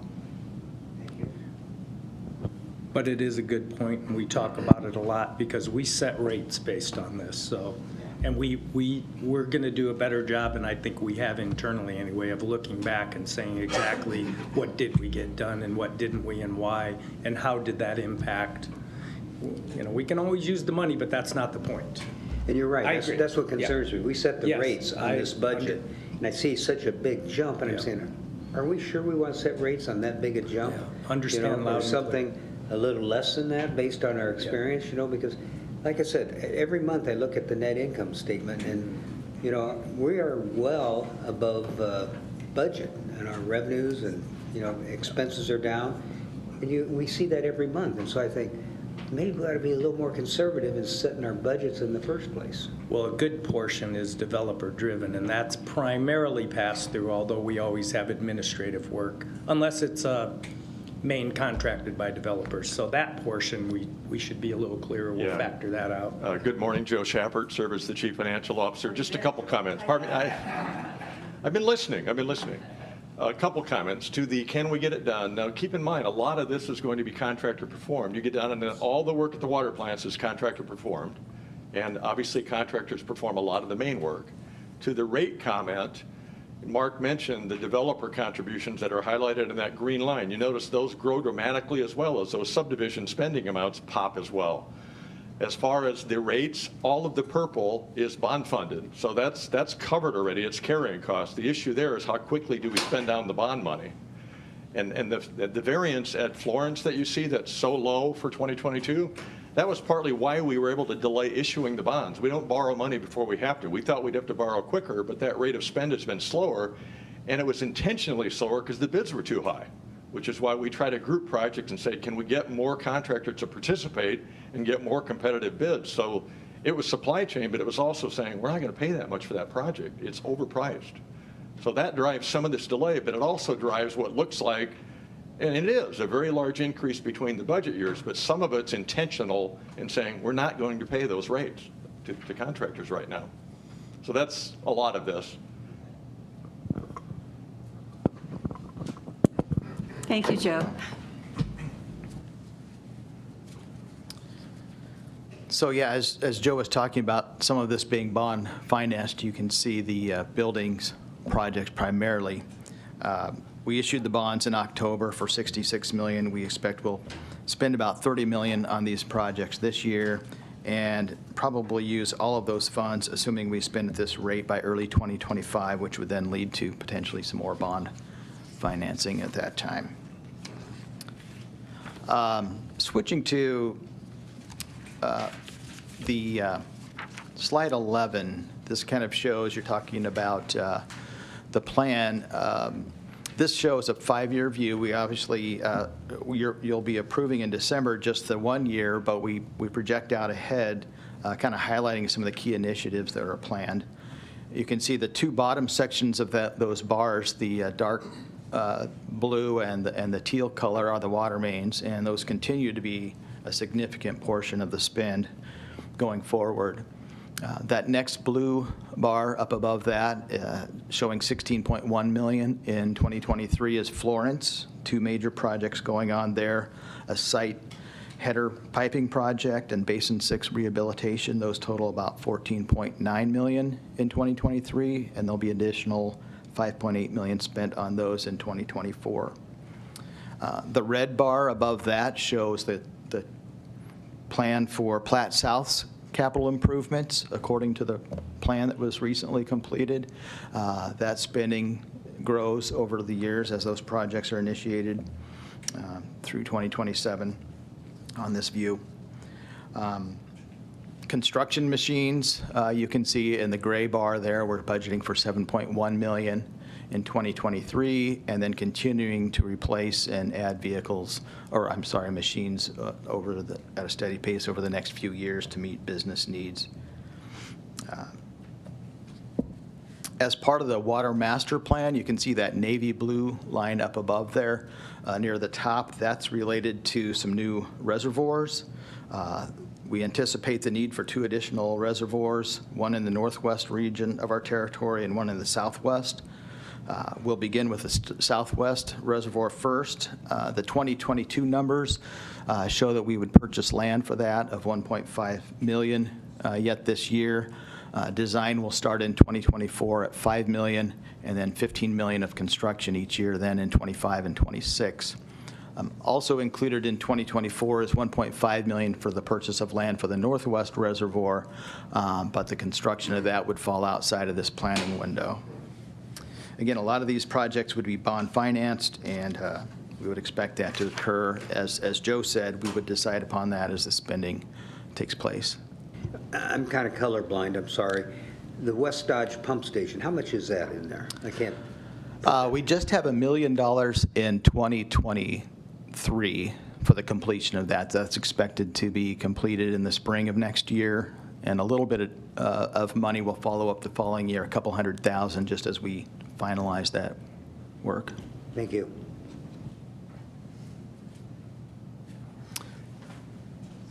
Okay, moving on to slide 12. This is a history of our water main breaks, and I want to talk about our water infrastructure replacement program, and this one just kind of reminds us why we need to keep that subject top of mind. Over this time period, we had an average of 504 breaks per year, and if you look at the last 5 years, it averaged 547 breaks per year. Not only is there a dollar cost to the district for repairing those breaks, but a social cost as well due to the disruption of homes and businesses as a result of those events. So turning to slide 13, I want to talk about the things we're doing to mitigate that risk and how that's reflected in the budget. So we're committed to continuing our replacement of infrastructure mains. You can see we budgeted for 16 miles in 2023, with that gradually increasing over the next few years. The budget assumes an average cost of $1.9 million per mile, or a total spend over this period of $162 million. But we're certainly looking for ways to lower that cost per mile. We're using alternate methods of replacement, such as pipe bursting, and different material types, such as PVC and HDPE. We're also continuing our condition assessment efforts to proactively identify any issues before they become major events. You can see from the numbers here, we're ramping up the number of miles we'll assess in each year going forward to expand on that, and also using leak detection as another method of proactively identifying and mitigating risk. But as it's described in the last two bullets there's definitely a need for additional funding for this. In 2022, we're projecting that spend will outpace the revenues generated from the fees by $5.4 million. So it's likely that we'll need rate increases to fund additional replacement over the next several years. Kind of switching to the next topic then on slide 14. Mr. Friend mentioned lead service replacement. And that's something that is also an important issue that we need to address in the coming years. As a result of the revised lead and copper rule, we anticipate the need to replace these service lines, and a lot of that. And although they're owned by the customers, it's likely that the district may have to bear the cost of this. So there are 16,000 lead service lines in our system, and the cost of this, replacing all of those, could exceed $100 million. As Mr. Doyle mentioned, we do replace several of those each year as part of our infrastructure replacement program, and we've included another $8.3 million over the 5-year projection to replace even more than that. As you know, we've applied for the grant funding through ARPA that would help us to replace lead services in North and South Omaha. We should know more about that next spring. And if we do receive the $30 million, that would accelerate the replacement plan beyond what we currently have in the numbers. We'll switch over to the gas department on slide 16.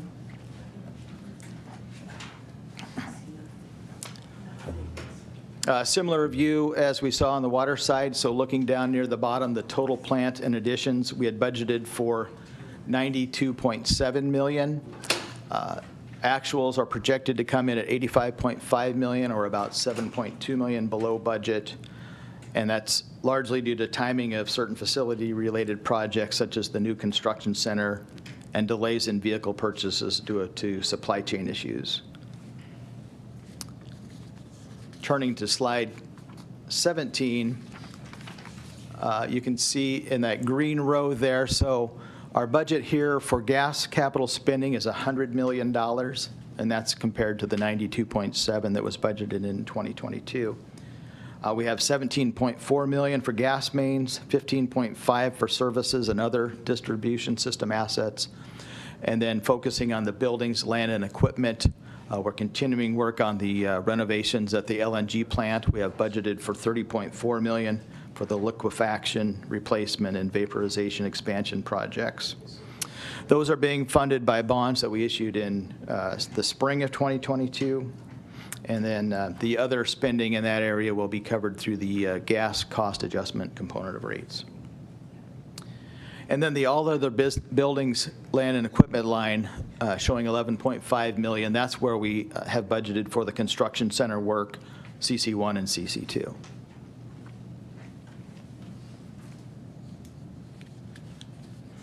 Turning to slide 18, you can see the components there. I won't spend any time reviewing that one. Then looking at slide 19 is the 5-year projection for gas capital spending. The bottom bar there, the dark bar, is gas infrastructure replacement. We're nearing the end of that program. We should exit 2022 with about 117 miles of cast iron mains to replace yet. So in 2023 and 2024, we're planning for 40 miles of replacement again, and then that will gradually ramp down. And as we complete that project, we'll continue to do other infrastructure replacement work. The next phase is moving meters from inside to outside, and we've started showing some costs for that in some of those later years. The green bar there shows the LNG plant spending for those projects that I just mentioned, planning to have those completed by 2024.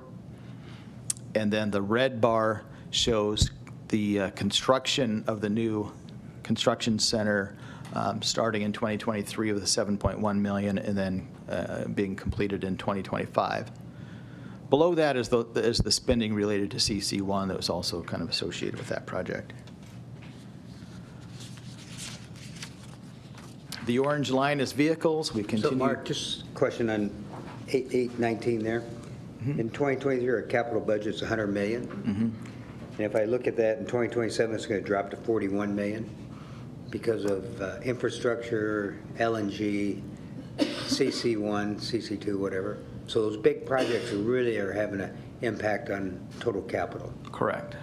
Correct, they are, yes. And a lot of those are bond funded, the LNG plant improvements and the CC2 construction. So in an attempt to kind of spread those costs over time for our ratepayers.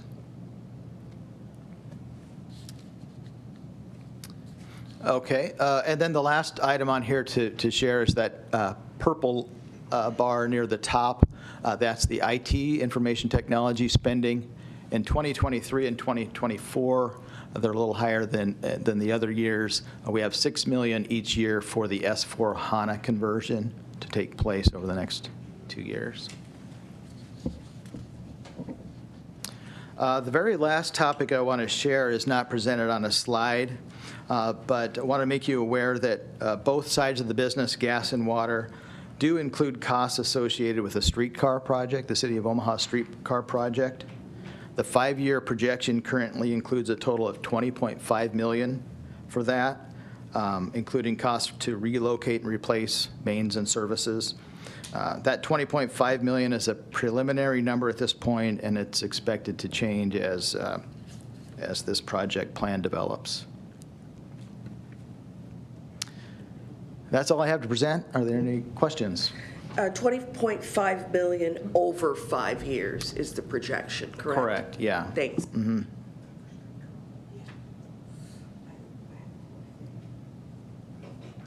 Any other questions or comments? Who's going to pay that? That's still being discussed. I know there's a group from M.U.D. actively meeting with the city to have discussions on that topic. Good. I'd say that was a discussion certainly worth having. And I would be willing to make suggestions if it comes up. Thank you. Thank you.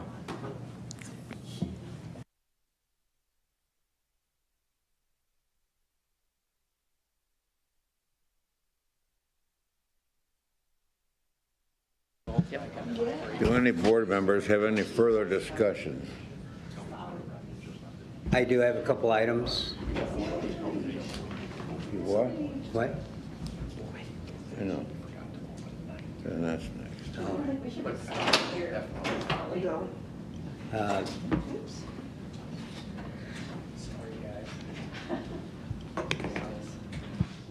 Mark, do we have time for further discussion now, or do we have the Board of Equalization that we have to deal with? That's what I was going to get up, but if you want to speak to your items, we can. Otherwise, I was just going to make an announcement. Again, Mark Mendenhall, Senior Vice President, General Counsel. It's 10 after 10. We have had an availability, as you all know, as an open meeting for members of the impacted area, the Earl Avenue Water Main District, to come forward. I would invite, if there are any, we've got a large audience today, but I see none. We will keep public comment open for another 20 minutes. So when we reconvene for the regular meeting, I will try to interrupt as politely as I can, just to make note that public comment would end. But now is their opportunity to come forward and speak to you all. Seeing none, I'll turn it back over to you, Director McGowan. Thank you. Okay. I have a couple issues. One, I talked to Sue about this yesterday. Looking at the gas prices and the spread, I got the current spread of gas, the futures market for this coming winter. And the highest, good news, I mean, the cost of natural gas does not look that bad at this point in time. Now, a lot of things can change with the shortage of diesel fuel in the East Coast and everything else, but right now the highest is in February at $7.45, which is significantly below what it was in May and June, what the forecast was. Today, just checked, it's approximately $6 today. And my question was, customers that had their monthly level payment plan set in May and June, based on that high forecast of gas prices, will their monthly level payment plan change, or will we expect them to pay that, and they just build up a credit over time that goes and offsets their budget plan the next year?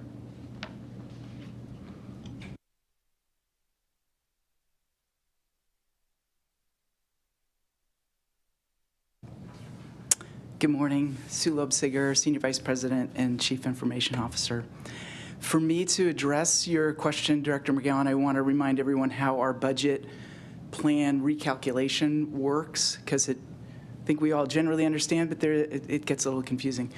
So we have probably, I think it's somewhere in the neighborhood of 68,000 of our customers that are on the level payment plan, the budget billing. And once a year, they get a recalculation. So that recalculation is based on a few things. Certainly, their last 12 months, what they would have actually been paying, their current variance, and we use a budget recalculation factor that is determined based on the average customer billing in the past year and projected prices going forward the next 12 months. And the budget billing, obviously, it depends upon what your services are, so water, gas, and if you, whatever the rates the city has for sewer going forward. So that's all incorporated. So it's that budget recalculation factor that we use that hopes to insulate from the volatility in gas prices. So for an example, given what's happened this year, Director McGowan, I actually had someone if yours was to recalculate yesterday, yours recalculated in June, I believe, and it was around $258. If it was recalculated yesterday, it'd be $254. So $4 monthly difference. So we hope that it takes into consideration what we anticipate in prices, but it insulates. Now, in the opposite 6 months of your recalculation period, so 3 months after you were recalculated and not longer than 3 months before you recalculate, there's a 6-month window, we are monitoring for how much that variance builds.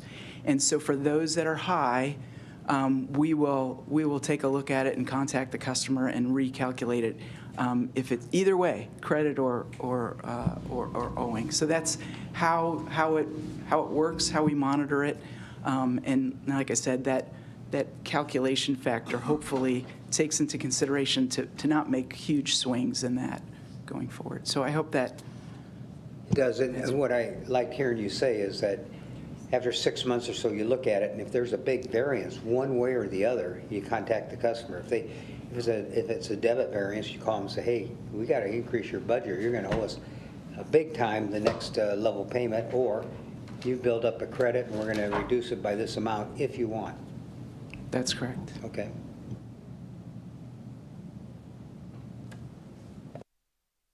Thank you. The second thing I want to bring up, and I've talked to each of the board members about this, to give the management direction on putting the budget together for next year. The fact that, trying to think here now how to best put it, trying to think, Mark, what's the best way to put this now? Not for a discussion. Is this the rate discussion? Yeah, yeah. Mark Doyle, President. The rate discussion, Yeah. Director McGowan? Yeah, yeah. We've had a lot of discussion with staff, Director McGowan, and as I understand it, you've had this discussion with your colleagues on the board. So we're talking about the ability to take a look at the rates in a little different way.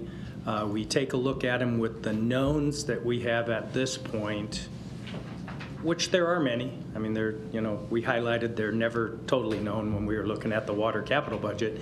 And then there are unknowns, right, like salaries and some of those things. And right, what Director McGowan is proposing and asking that the board consider directing management to take a different look at setting rates and possibly revisiting after. I don't want to say directing management, just suggesting what have the reason board. I'm being a little careful about this is at this time, I make a commitment that we're always open-minded. Yeah. This would not be our recommendation at this time. Mm-hmm. We think we take a look at everything we not just know, but what we are projecting, and we set a budget.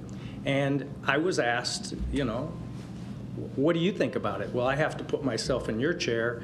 And while we're open-minded, you will be addressing this topic again.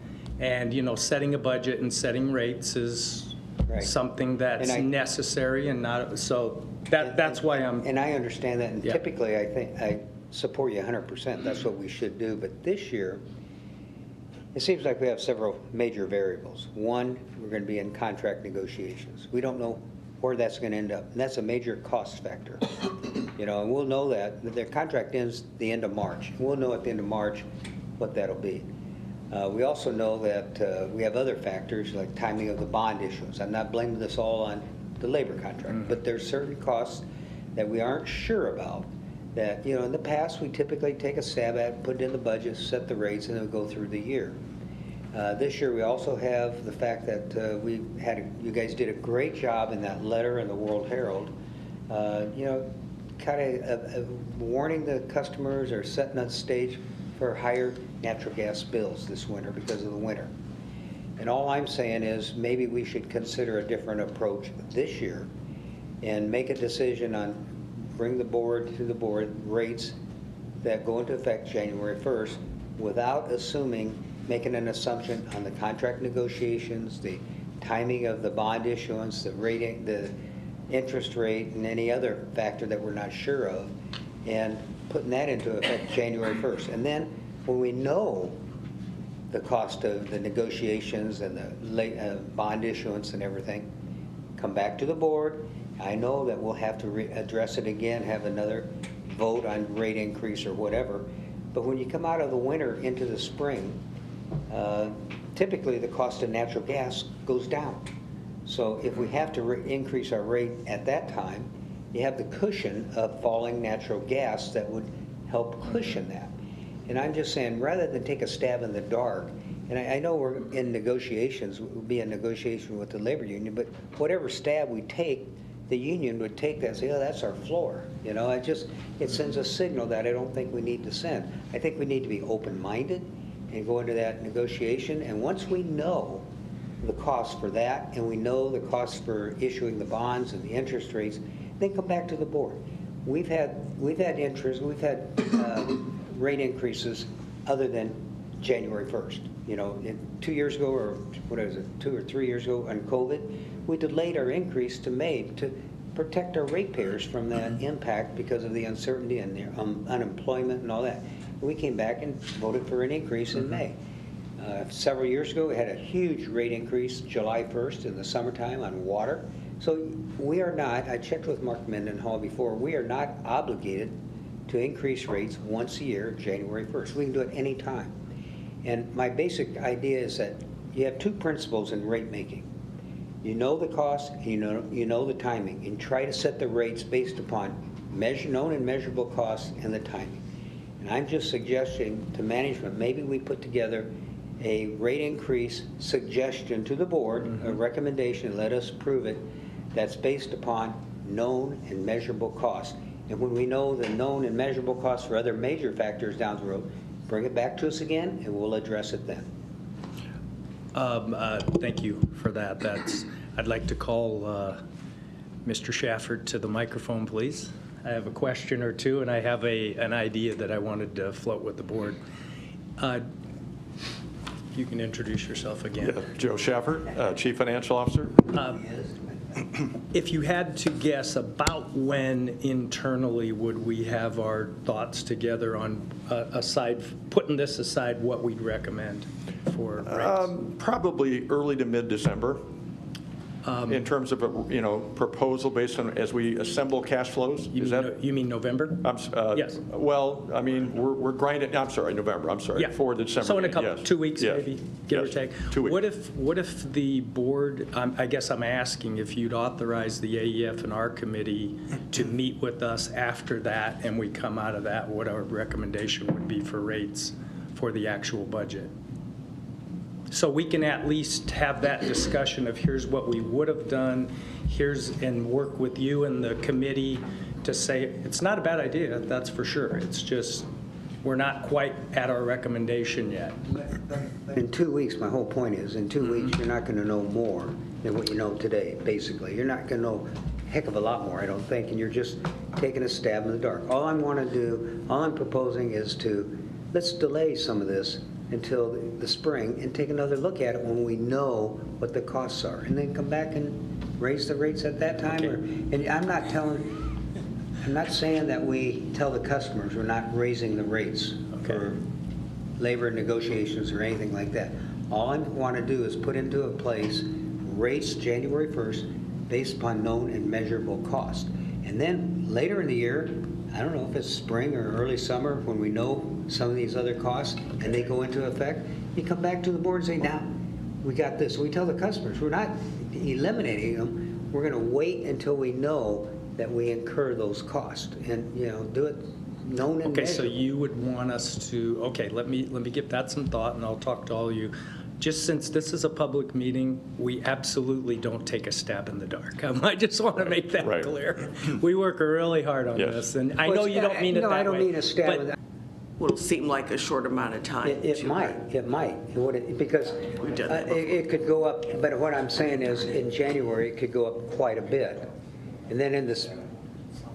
Okay, thank you. In January, it could go up quite a bit. Mm-hmm. What I'm saying is not as much in January on M.U.D's part, but the natural gas prices are higher in the January. Yes. And then in the spring, the gas prices typically come down, and our rate would go up at that point. So we would have, M.U.D would have a rate increase in January and a rate increase in, I don't know, April, May, June, whatever it is, whenever we know. With the assumption being that the natural gas rates would be less, and then on balance, it wouldn't that's what I'm saying. feel as much. This year's unique. Everyone knows, we've been put on notice to customers, we're going to have a high bill this year, and heating oil costs and diesel costs are going to be up and everything. So it's going to be a hard year for consumers. And all I'm saying is, why build in this level of uncertainty, at this point in time, and, let the bill be down a little bit, and then in spring, when we know these other costs are going to be what they are, let's put them into effect at that time, and natural gas prices have come down, so we kind of mitigate the impact to our customers. Just two comments or questions, and Mike and I talked about this the other day. Just from my understanding, so one, it'd be conceivable that we would have 2 rate increases we'd have to vote on within a matter of Several months. Okay, and secondly, we would be out that revenue that would otherwise be brought into the district if we didn't vote on that in December. Is that correct? That's correct. And I guess to the notion of 2 rate increases, the other thing I think we have to keep in mind when it becomes more certain on the various issues open, I would say the bond issue probably is not contributing to this because that's likely a very end of 2023 issuance, so there won't be a lot of carrying costs. But keeping in mind, too, when you realize or you determine what pool of money you need when the labor contract becomes more certain, it's cost over the widgets you're billing for, either CCF or decatherms of gas. So you use, on the gas side, you use 52% of the volumes January through March. So all I'm saying is you have a smaller denominator, so you'll need a bigger percentage increase to cover the pot of money you need to pay for the wage increase. And that's what you did, Joe, when we did the COVID. Yeah. The only difference there being, I would say, is we planned that, though, but we voted on it at the December meeting to delay it. So it was made, that decision was made in December. It wasn't made later. Not that we couldn't make it later. Agreed. You know, if we go into this open-minded, knowing we have 2 rate increases, it's not a bad thing.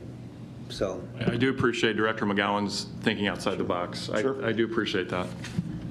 I do too, and Mike did ask me about this, and what I told him was I'd think about it, and I'd like to hear what Joe has to say, and I'd like to add to that, I would defer to what Joe thinks we ought to do, because this is his wheelhouse, it's not mine, so.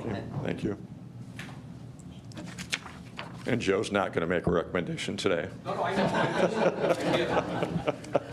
I'm just saying you've got my support. I appreciate that. Thank you. I was going to help you with that. Thank you. Well, good. Thank you. No, I always this is support great. Joe. I think Joe does a terrific job, and we are not going to allow you to retire. Joe and his team do a job. I've got lots of people propping me up at the podium But here. Joe, you do a good job explaining Thank you. everything, and we appreciate that and everything. But I just throw it out as an alternative concept that we, this year only, you know, I don't think we do it at all.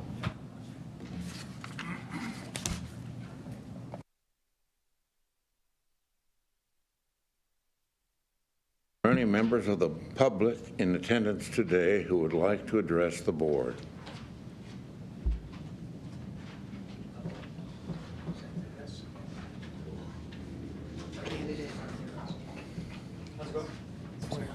Thank you.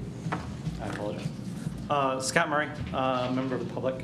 I'm also running for Division 7 Jack Frost seat on Tuesday, actually. So just wanted to come back and offer some feedback that I'm hearing from the community as I've been walking around, talking to a lot of people, getting a lot of different perspectives. Just wanted a couple feedback things. Couple things is Connect SARP program.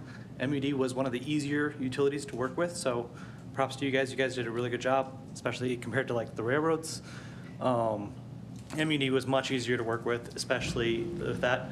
Also with the news article that came out about the nitrate levels in Nebraska, M.U.D provides very, very high quality water, and that is not a concern at all. So both those were kudos to everything that you guys are doing. One question that I had specifically when it comes to developments in Sarpy County, there's a lot of Sarpy County that is either one or the other as far as they only offer gas service or they only offer water service. Right now with developments, when a customer wants to come online or really a neighborhood wants to come online, the cost is funded by that development to M.U.D. Case in point, the Plain Sanitation pays the full $2 million. However, over the life of the service, that cost is recouped because M.U.D's gas service is substantially cheaper compared to the competitors in the area.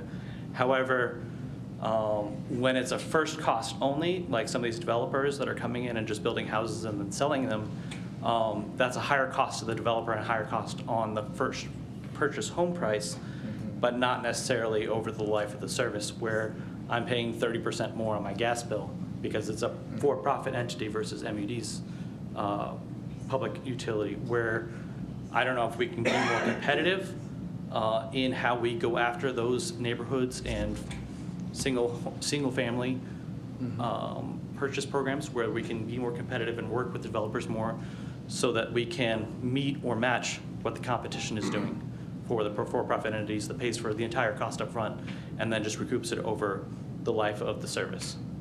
Additionally, The for-profit entities are also offering a level payment gas program where for the 12 months of the year, you're paying the exact same gas rate, and it's not variable over the entire summer or winter months. And that has pros and cons. I mean, it's essentially a bet that gas prices are going to go up and you're going to save money, but that's recouped in various ways. So just wanted to offer a little bit of feedback and kind of what I'm hearing as I'm walking around, campaigning and talking to all these people. So really just wanted to offer what I'm hearing. So thank you. Okay, thank you. Thank you for your comments, Mr. Murray. I won't address it all here, but I'd be happy to, but that's okay. You know, every customer, especially candidates, we always offer total transparency and access. Thank you for noticing that I live in Bellevue. Yep. My neighbors downtown pay 20 to 30% more for the same natural gas molecules that I get. Yep. I won't go any farther on that, but thank you for highlighting that. And there's a lot of reasons for that. And a lot of them you may have heard with our pre-purchase gas contracts with, I would say mostly it's because of the great utility and the employees that we have. Yep. Shameless plug for M.U.D. As far as working with developers, we could talk about that. If there are things we could do better, we'd love to. And I think you're talking about water. Yeah, water in particular. Yeah, water's developer driven. Gas, we put it in the ground with a calculated payback over X years. Correct. You probably know that. Yep. But water, I think, you know, we're probably, we're not ashamed that we're about the only game in town unless you are in one of these other cities that have their own water system. So thank you for those comments. And anything else that I could get you more information, very accessible. Will do. Thank you for your time. Thank you. Thank you for stopping. Yep. Any other comments? I will. I'll just make note that it is now 10:30. Public comment has come to an end regarding the Earl Avenue Water Main District. So I've seen and heard no public comment. So you can take that information and utilize it as best as you determine at the appropriate time during the regular board meeting. Thank you.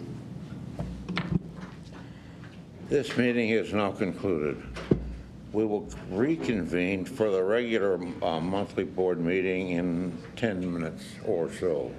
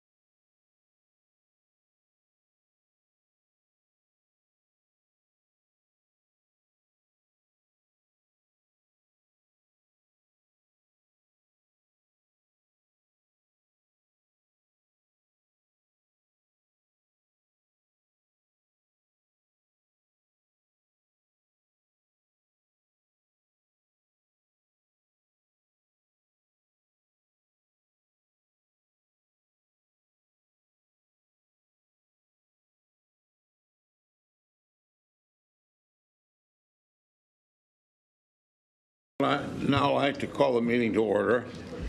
I'm Jack Frost, Chairperson of the Metropolitan Utilities District Board of Directors, and I'd like to welcome you all to the regular monthly board meeting this morning, November 2nd, 2022. This meeting is being live streamed from the boardroom at the M.U.D headquarters building located at 7350 World Communications Drive, and a recording of this meeting will be uploaded to the M.U.D website after the meeting's conclusion. Roll call. McGowan? Here. Howard? Here. Kavanaugh? Here. Bagley? Here. Cook? Here. Friend? Here. Frost? I would like to Frost. Here. Here. I would like to advise all those in attendance that a copy of the Open Meetings Act is available on the wall in the back of the boardroom. There was no flag salute. Oh, here it is. And now for those who wish to participate, we will recite the Pledge of Allegiance.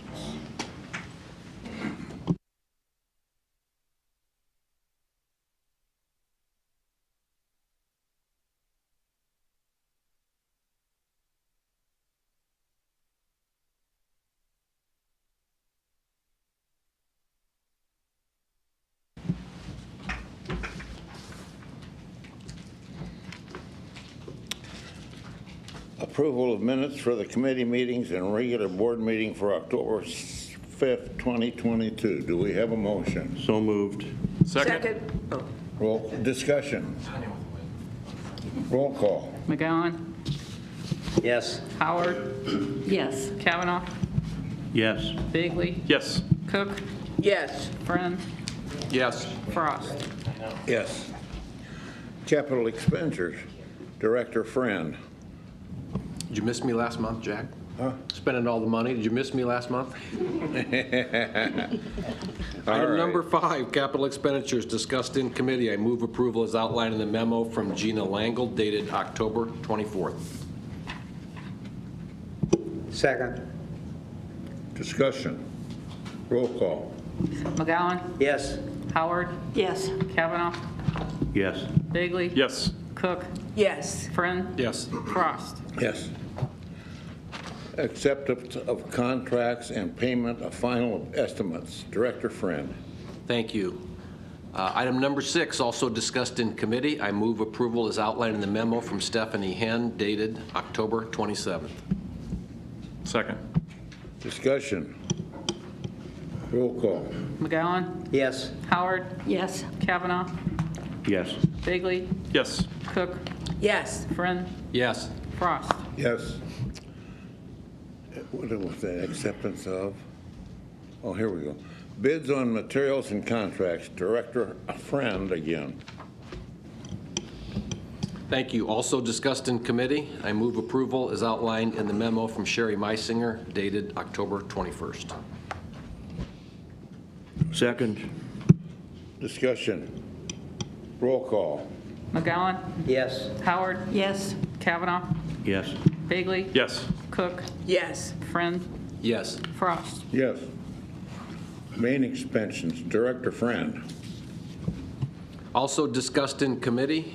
I move approval with one exception, and I'll note that in a second.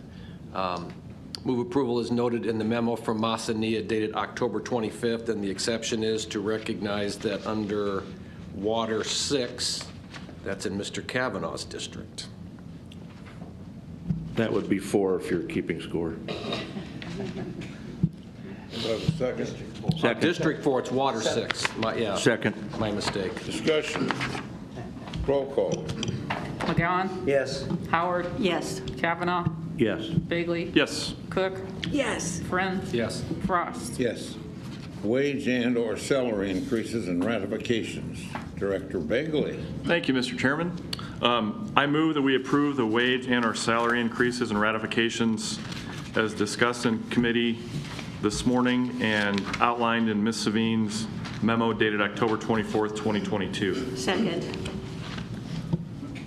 Second. Okay. Discussion. Roll call. McGowan? Yes. Howard? Yes. Kavanaugh? Yes. Bagley? Yes. Cook? Yes. Friend? Yes. Frost? Yes. 22, wage reopener recommendations. Director Begley. Mr. Chair, I make a motion to approve of the bargaining unit wage reopener as discussed in committee this morning and outlined in Ms. Savine's memo dated October 24th, 2022. Second. Discussion. Roll call. McGowan? Yes. Howard? Yes. Kavanaugh? Yes. Bagley? Yes. Cook? Yes. Friend? Yes. Frost? Yes. Proposed settlement with Columbia Insurance Company. Director Cook. I move we approve the proposed settlement with Columbia Insurance Company as presented in the committee meetings by Senior Vice President and General Counsel Mark Mendenhall and as outlined in his letter to the committee dated October 28, 2022. Second. Discussion. Roll call. McGowan? Yes. Howard? Yes. Kavanaugh? Yes. Bagley? Yes. Cook? Yes. Friend? Yes. Frost? Mike Mendenhall. No. Yes. Oh, after the, where am I? You have it up here. Yep. You want that? Yeah, go ahead. That's what I said. You said Mike. Oh, yes. Okay, good morning, Mark Mendenhall, Senior Vice President, General Counsel. I'd note that there were no public comments from the Earl Avenue Water Main District, and management's recommendation would be for this board to consider the resolution that was included in your board book, and I believe Mr. Kavanaugh would be discussing that further. If there's any questions, happy to answer. Otherwise, thank you. Appreciate it. Oh, sorry. One. Are there any other things that we become under the policy? I'm ashamed to admit that I just found out that I'm on the Board of Equalization. Anything else that I can be studying up on? No. Thank you. Without diving into a thesis on some, we'll save that for another day, but no. I'd say this is a unique scenario. Thank you. Do we have a motion? I'm making a motion that regarding the special assessment for Earl Avenue Water Main District, I move we approve the findings of the Board of Equalization regarding the special assessments for the Earl Avenue Water Main District as discussed by Mr. Mendenhall and is outlined in the resolutions presented by the board. Second. Discussion. I just want to add, Tanya, I don't think I've seen one in 23 years. If we have, I've forgotten. Great. Thank you. Yeah, I was going to comment. I don't think there's been one in 30 years, but it's pretty neat that we can actually develop water main districts. We don't typically need to do it. This is akin to someone that has a gravel road and it's in a city and they assess it. We haven't had to do this because I think we extend our system so effectively that we haven't needed to. So it's a nice tool. We had to study up quite a bit. Before we did this, we may have left the board out of, this was very different for us. So thank you. Roll call. Discussion. Roll call. McGowan? Yes. Howard? Yes. Kavanaugh? Yes. Bagley? Yes. Cook? Yes. Friend? Yes. Frost? Aye. Other matters for district business for discussion. No.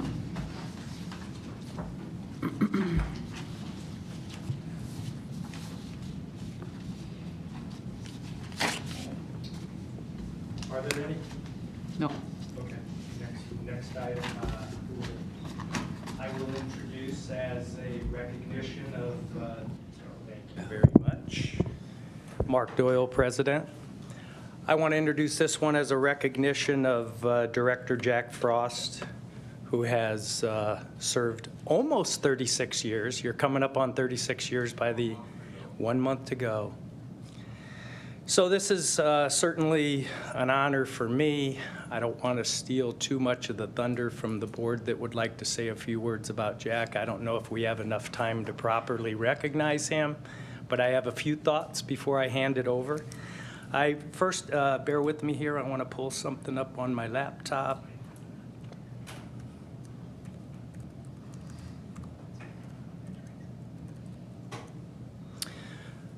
So I'd like to first start by saying congratulations. I know I know you're not thrilled about leaving the board, and we're certainly not happy about you leaving the board, but this is probably a bittersweet day.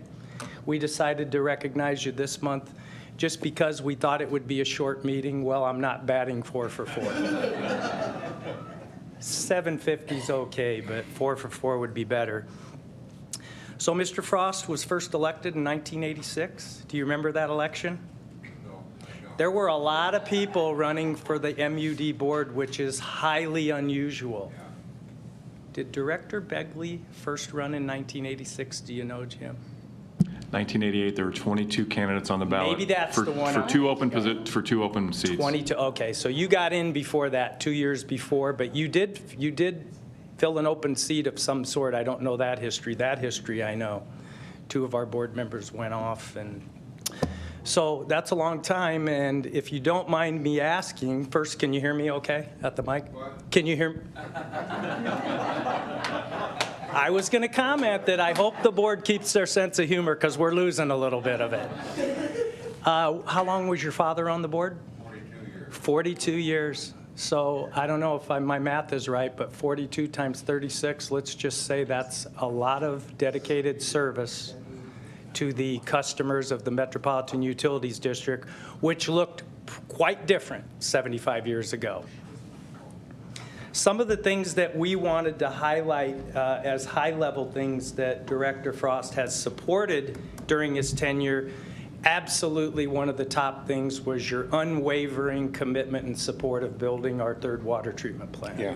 Remember all that? Yep. We had a lot of controversy and a lot of discussion for a lot of reasons, but we got that done. And I will say, recently, I was going through my dad's stuff, and I don't save anything, but he had every M.U.D. article that I was in. So it was fun to read, and it was heartwarming. And since Jack and I always ran on the same sequence, they would quote me in an election year, and they would quote Jack, and his quotes made sense. They really did. And he made a few comments on, I don't know all that, but we need Platte West, and he stuck with it, and he's one of the reasons that we have that 3rd water treatment plant, why our customers enjoy such a wonderful water system. Not to mention the gas system. Jack has always supported everything management appropriately brought to the board and made a good case. He's always been an unwavering supporter. He's always asked great questions, and we can't thank you enough for that. He helped with the support of upgrading the Florence water treatment plant, which is still going on, the LNG facility, which is in progress, and we're making some major strides on that. He helped grow the market for compressed natural gas with a lot of you. Understood it, understood why moving into an alternative fuel and another option for our fuel diversity, never wavered. He helped us move to this new headquarters, which wasn't 100% without some controversy. He was always a good mediator, always great discussion, and one of my secrets is, if I needed a little help with the board member, maybe I'll call Jack and have him call him, because it's not working for me. But I won't be able, well, I could probably still do that. Anyway. Take that for what it's worth. Helped implement an infrastructure replacement program that on the gas side started in 2008, and 40 miles a year is a big deal, and it's a big commitment and a lot of disruption, and we thank you for that. He's followed along and been totally supportive of our move to upgrade our water infrastructure, which is critically important to the viability and sustainability of our public utility and our customers' quality of life. Under Jack's tenure, we added almost 109,000 gas customers, almost 100,000 water customers, and you probably know every one of them. Seems to know everybody. Added 1,229 miles of gas mains and 1,382 miles of water mains. That's big, and you've always been a great supporter. On a personal note, since Jack and I always ran together, I came to appreciate your sense of humor. It's almost always good. Almost. And your calm demeanor. I still enjoy the conversations we have several times a month, and you've been a solid supporter, great person, and I've really enjoyed serving with you, not only as a board member, but your support in this unusual role that I ended up with. So it's an honor for me. If you don't mind, before the board talks, I'd really like to give Jack a hand.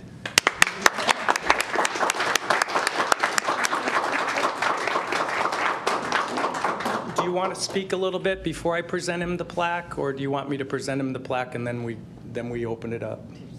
Mr. I would like to speak. Jack and my father considered each other best friends, and I hope that Jack considers me one of his best friends. I mean, we do more hanging out accidentally in the evenings than we ever would have dreamed. This man is like the Energizer Bunny. But something you didn't know about Jack. Jack's a pilot. Was it Korea you were a pilot? That and Vietnam. Both. And my mother, who was very ill, had to go to the Mayo Clinic, and Jack stepped forward and flew her up there because she couldn't go by car. And I'll never forget that. Has anybody else ever retired from the board? Pardon? Has anybody ever retired from this board without losing an election or passing away? Oh, I don't know. I don't know of anybody. Well, a few board members left, Ray Simon and Don Krupa. I don't know if that's considered retiring, but they weren't here that long. They went on to other things, They correct? went on to other things. Yeah. I think this is unprecedented, Yeah. actually. Yeah. Anyway, you've left a big footprint here. And who's going to be around to silence your phone when you're... Are you going with him? Yeah, no. I silenced his phone when you're not available. Okay. Anyway, I've got something to give you next month, so you better be here next month. Yeah, you. And it's not going to be at taxis either, it'll be here. Yeah. Thank you. I'd like to say one thing. I've always enjoyed working with Jack, and Jack and I get along very well, and he has a good sense of humor. The one thing he always tells me is, Mike, you talk too much. Just be quiet. He says, I like to be quiet and listen and learn, and you do. But you do participate, and I've enjoyed working with you. Thank you.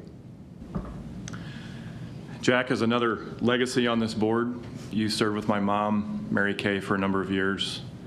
Next door.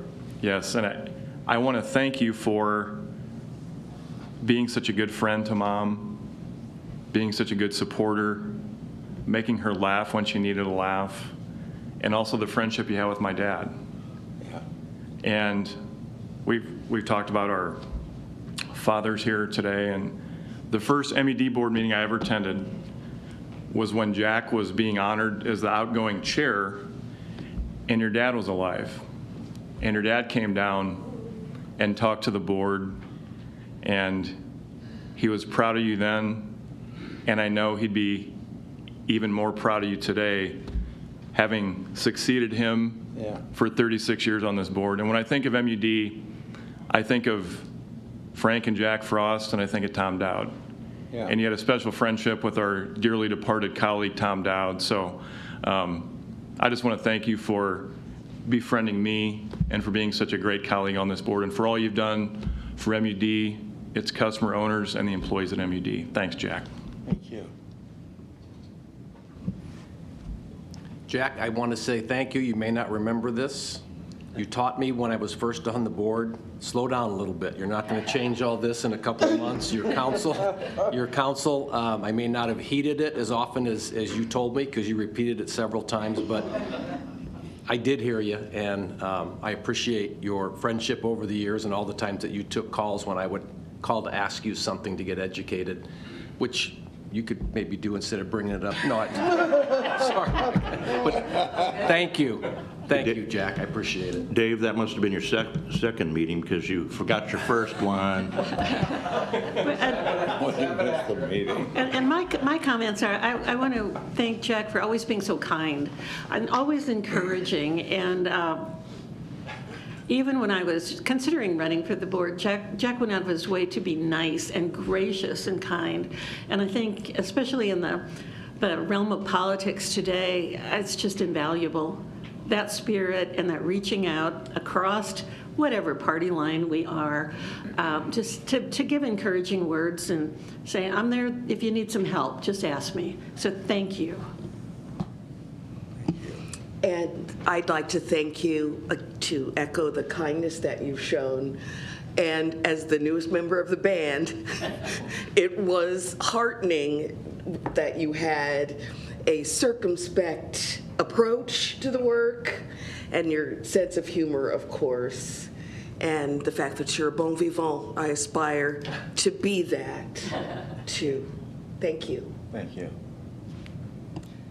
So I'm going to, is that good? Okay, I'm going to present a plaque, but one little story that I'll never forget is, since we ran together and you only do this every 6 years, I really put a lot into it to get reelected. And the first time I ran for reelection in '98, which they covered you and I pretty well that year, I didn't even run in the top 2 in the primary. So I worked my tail off. And I'd call Jack after the election and he'd say, I spent my $25. I didn't even put up a sign. And I'm thinking, so that was very motivating for me. I never quite caught him, but I almost did that last time. Then I moved to this role, so thank you for that. But he meant it. He wasn't being funny, but it was funny. Tracy, you ready? So I'd like to read the plaque, and then I'll walk over and present it to Jack. So in recognition of Jack Frost for 36 years of dedicated service to the Metropolitan Utilities District, in very grateful appreciation from the Board of Directors, all of the employees, and our customer owners, presented this second day of November, the year 2022. It's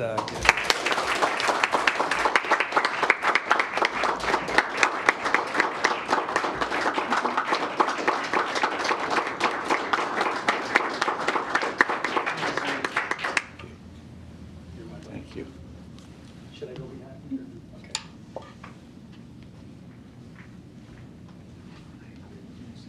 Let's do it this way. Oh, all right. Hold that and shake hands. Grip and grin. Ourselves. It's not fair that I get to do this, but I'll take it. Here you go, Jack. Thank you. I like the blue. Now I've got 2 of them hanging in my Good, there you living room. go. My father's and mine. Very nice. Thank you. Congratulations. iPhone, that's true.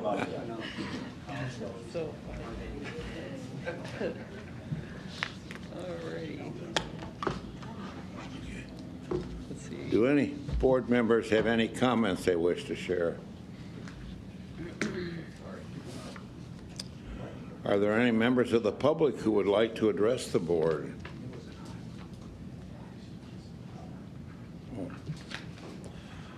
We will now go into closed session for the purpose of discussing litigation, real estate, and personnel matters. Do we have a motion? So moved. Second. Discussion. Roll call. McGowan? Yes? Howard? Yes. Kavanaugh? Yes. Bagley? Yes. Cook? Yes. Friend? Yes. Frost? Yes.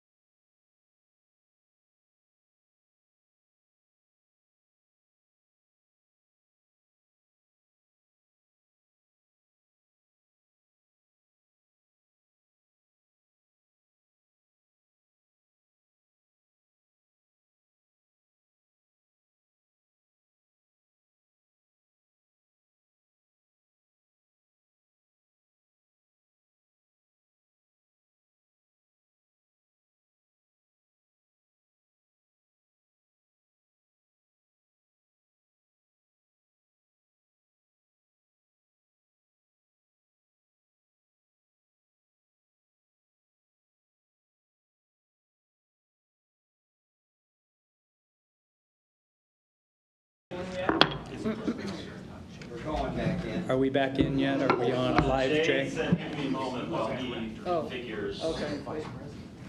We're good. Okay, ready to go. We have a motion to return to open session. So moved. Second. Discussion. Roll call. McGowan? Yes. Howard? Yes. Kavanaugh? Yes. Bagley? Yes. Cook? Yes. Friend? Yes. Frost? Aye. Do any board members or members of the public have any comments to share? Mr. Chairman, I just want to thank Mark Myers for giving a great presentation today and apologize to him for being in the middle of a spirited discussion that we had. And I also mistakenly called him Mike Myers this morning. And that was probably because I saw the awful Halloween movie about 3 days ago. Yes. Save your time. Don't watch the latest Halloween movie. It was terrible. I just have one final comment. I put the marketing brochure for the Chief Information Officer in front of you. We also have a job description, whether you know it or not, and Joe has given me permission to let you know that he's expressed his desire and decision, I guess, but we'll see about that, to retire end of first quarter next year. We've got this posted. We'd love you to take a look. It's posted both internally and externally. If there are any networks you would like us to move it to, we have an extensive list. And we can let you know where we're recruiting, but we'd like to, we always like to compare internal and external, and we'll save our accolades for Joe for down the line. He's got a lot of work to do. We'll just keep it to Jack Frost today. Mark, I'd just like to say, if you have the opportunity, I'd like you to sit down with Joe and see what it would take to have him stay another year. You know what? It's a free. Yes. You're free to do whatever you wish. Do you have a motion to adjourn? So moved. Second. Discussion. Roll call. McGowan? Yes. Howard? Yes. Kavanaugh? Yes. Bagley? Yes. Cook? Yes. Friend? Yes. Frost? Yes.